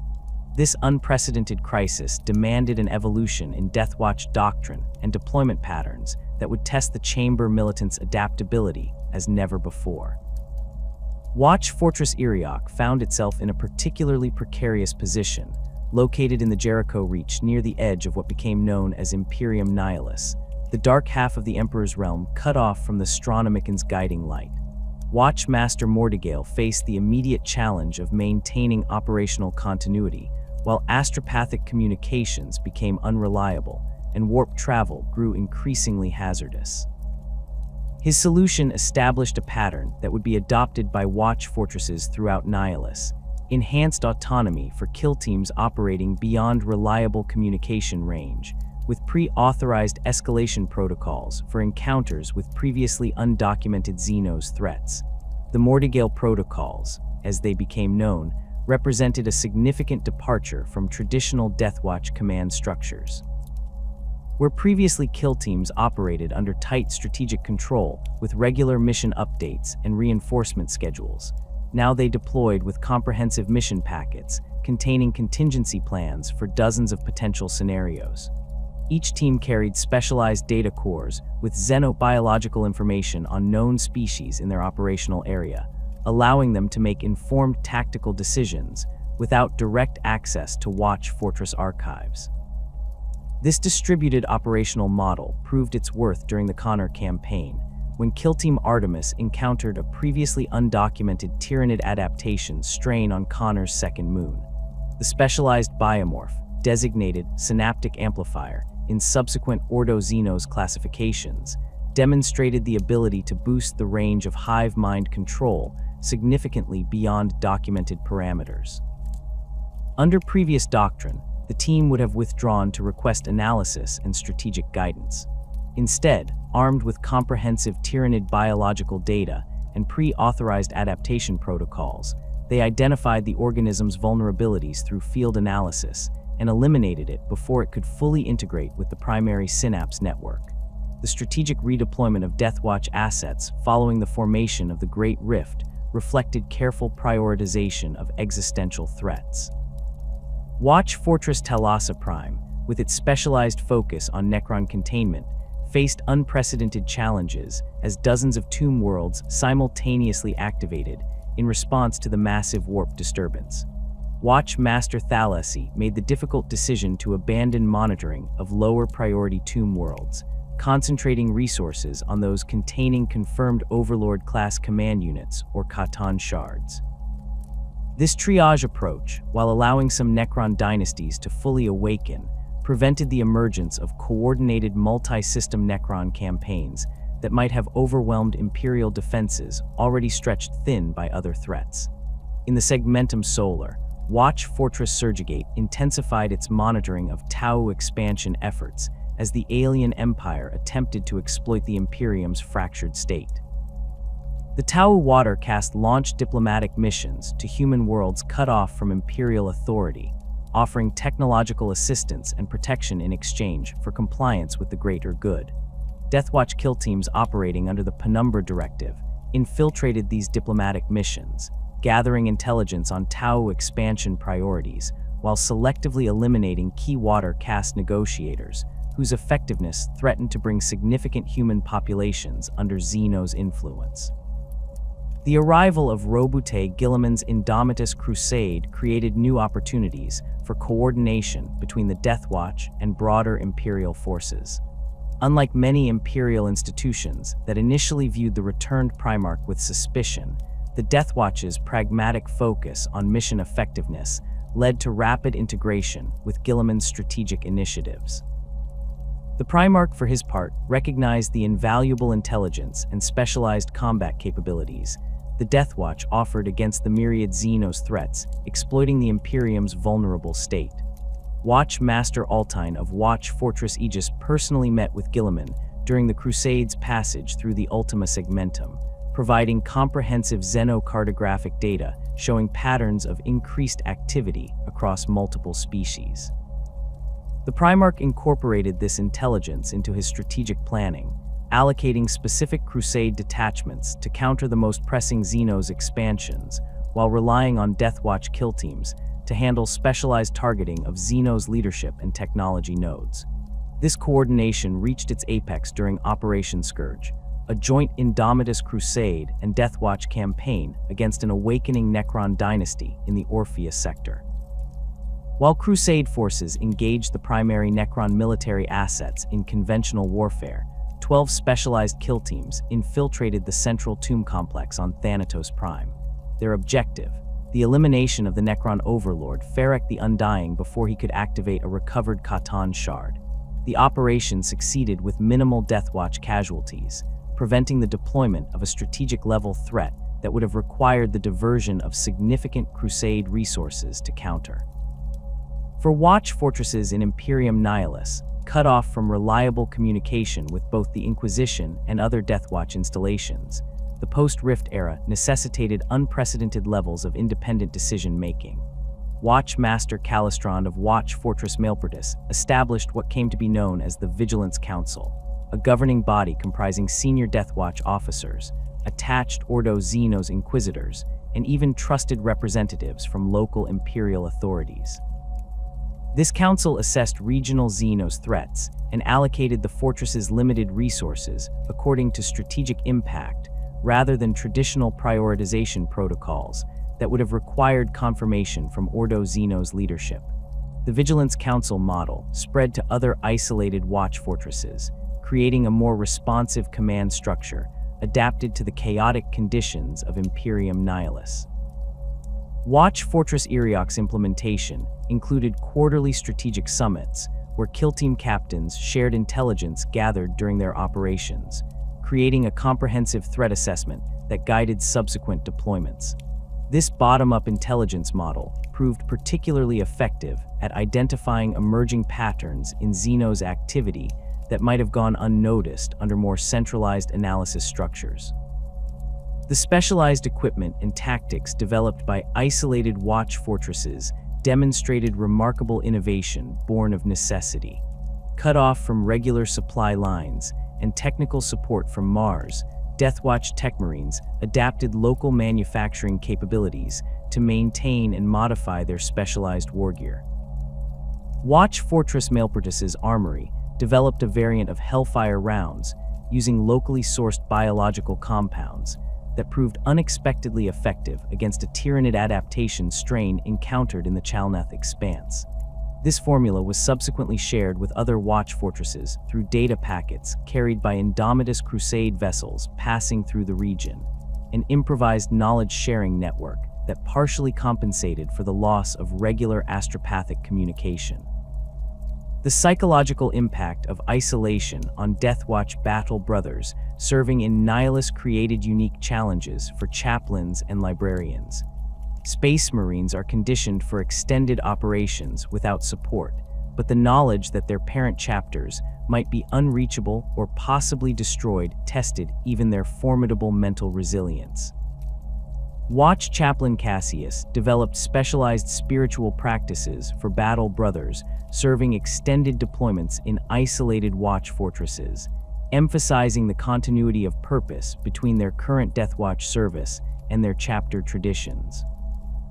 These practices incorporated physical rituals using token elements from chapter homeworlds, small vials of sand from Baal, stone fragments from Fenris, or ritual scarification patterns from Nocturne, creating tangible connections to traditions that might otherwise have seemed increasingly distant. For battle brothers whose chapters were based in Nihilus, the uncertainty regarding their chapter's status created particularly acute psychological pressure. Deathwatch librarians established specialized meditation protocols that helped these warriors maintain focus on their immediate mission while managing the underlying anxiety about their brother's fate. In some cases, librarians with particularly strong telepathic abilities attempted to establish contact with their chapters across the Great Rift, though such efforts rarely succeeded and carried significant risks from warp predators attracted to psychic activity. The contingency protocols established by watch fortresses for catastrophic scenarios represented some of the most classified information in the Deathwatch's operational doctrine.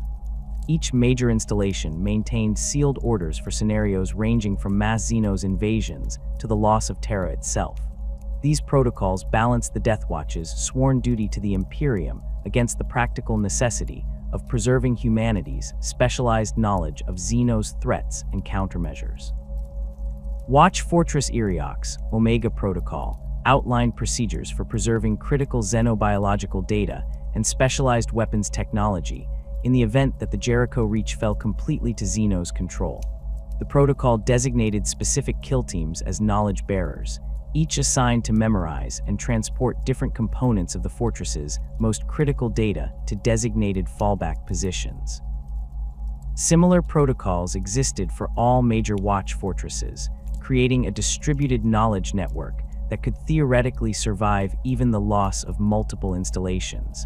The most extreme contingency plans addressed scenarios where conventional imperial authority collapsed entirely. These continuity of purpose directives emphasized the Deathwatch's ultimate mission, the protection of humanity against Xenos threats, even in circumstances where the Imperium as a political entity might cease to exist. Such protocols remained theoretical exercises for most of the Deathwatch's history, but the unprecedented disruption caused by the Great Rift elevated them from abstract contingencies to operational considerations that Watch Masters now reviewed regularly.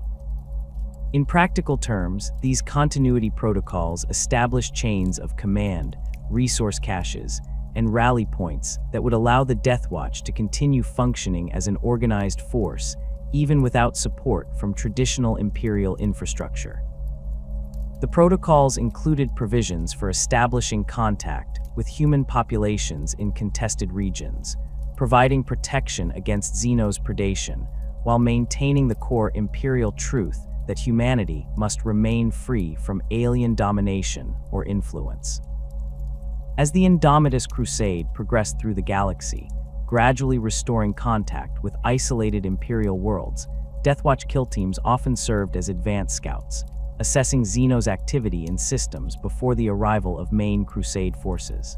This role leveraged their specialized infiltration capabilities and xenological expertise, allowing for precise targeting of threat concentrations and identification of potential human populations, requiring liberation from Xenos control. On Lorvaria, a former agricultural world that had fallen under Genestealer cult influence during its isolation, Kill Team Thaddeus infiltrated the planet's primary population centers to assess the extent of Xenos contamination before Crusade forces arrived in system. Their investigation revealed that the cult had achieved near complete control of the planetary government, but had not yet established contact with approaching Tyranid forces.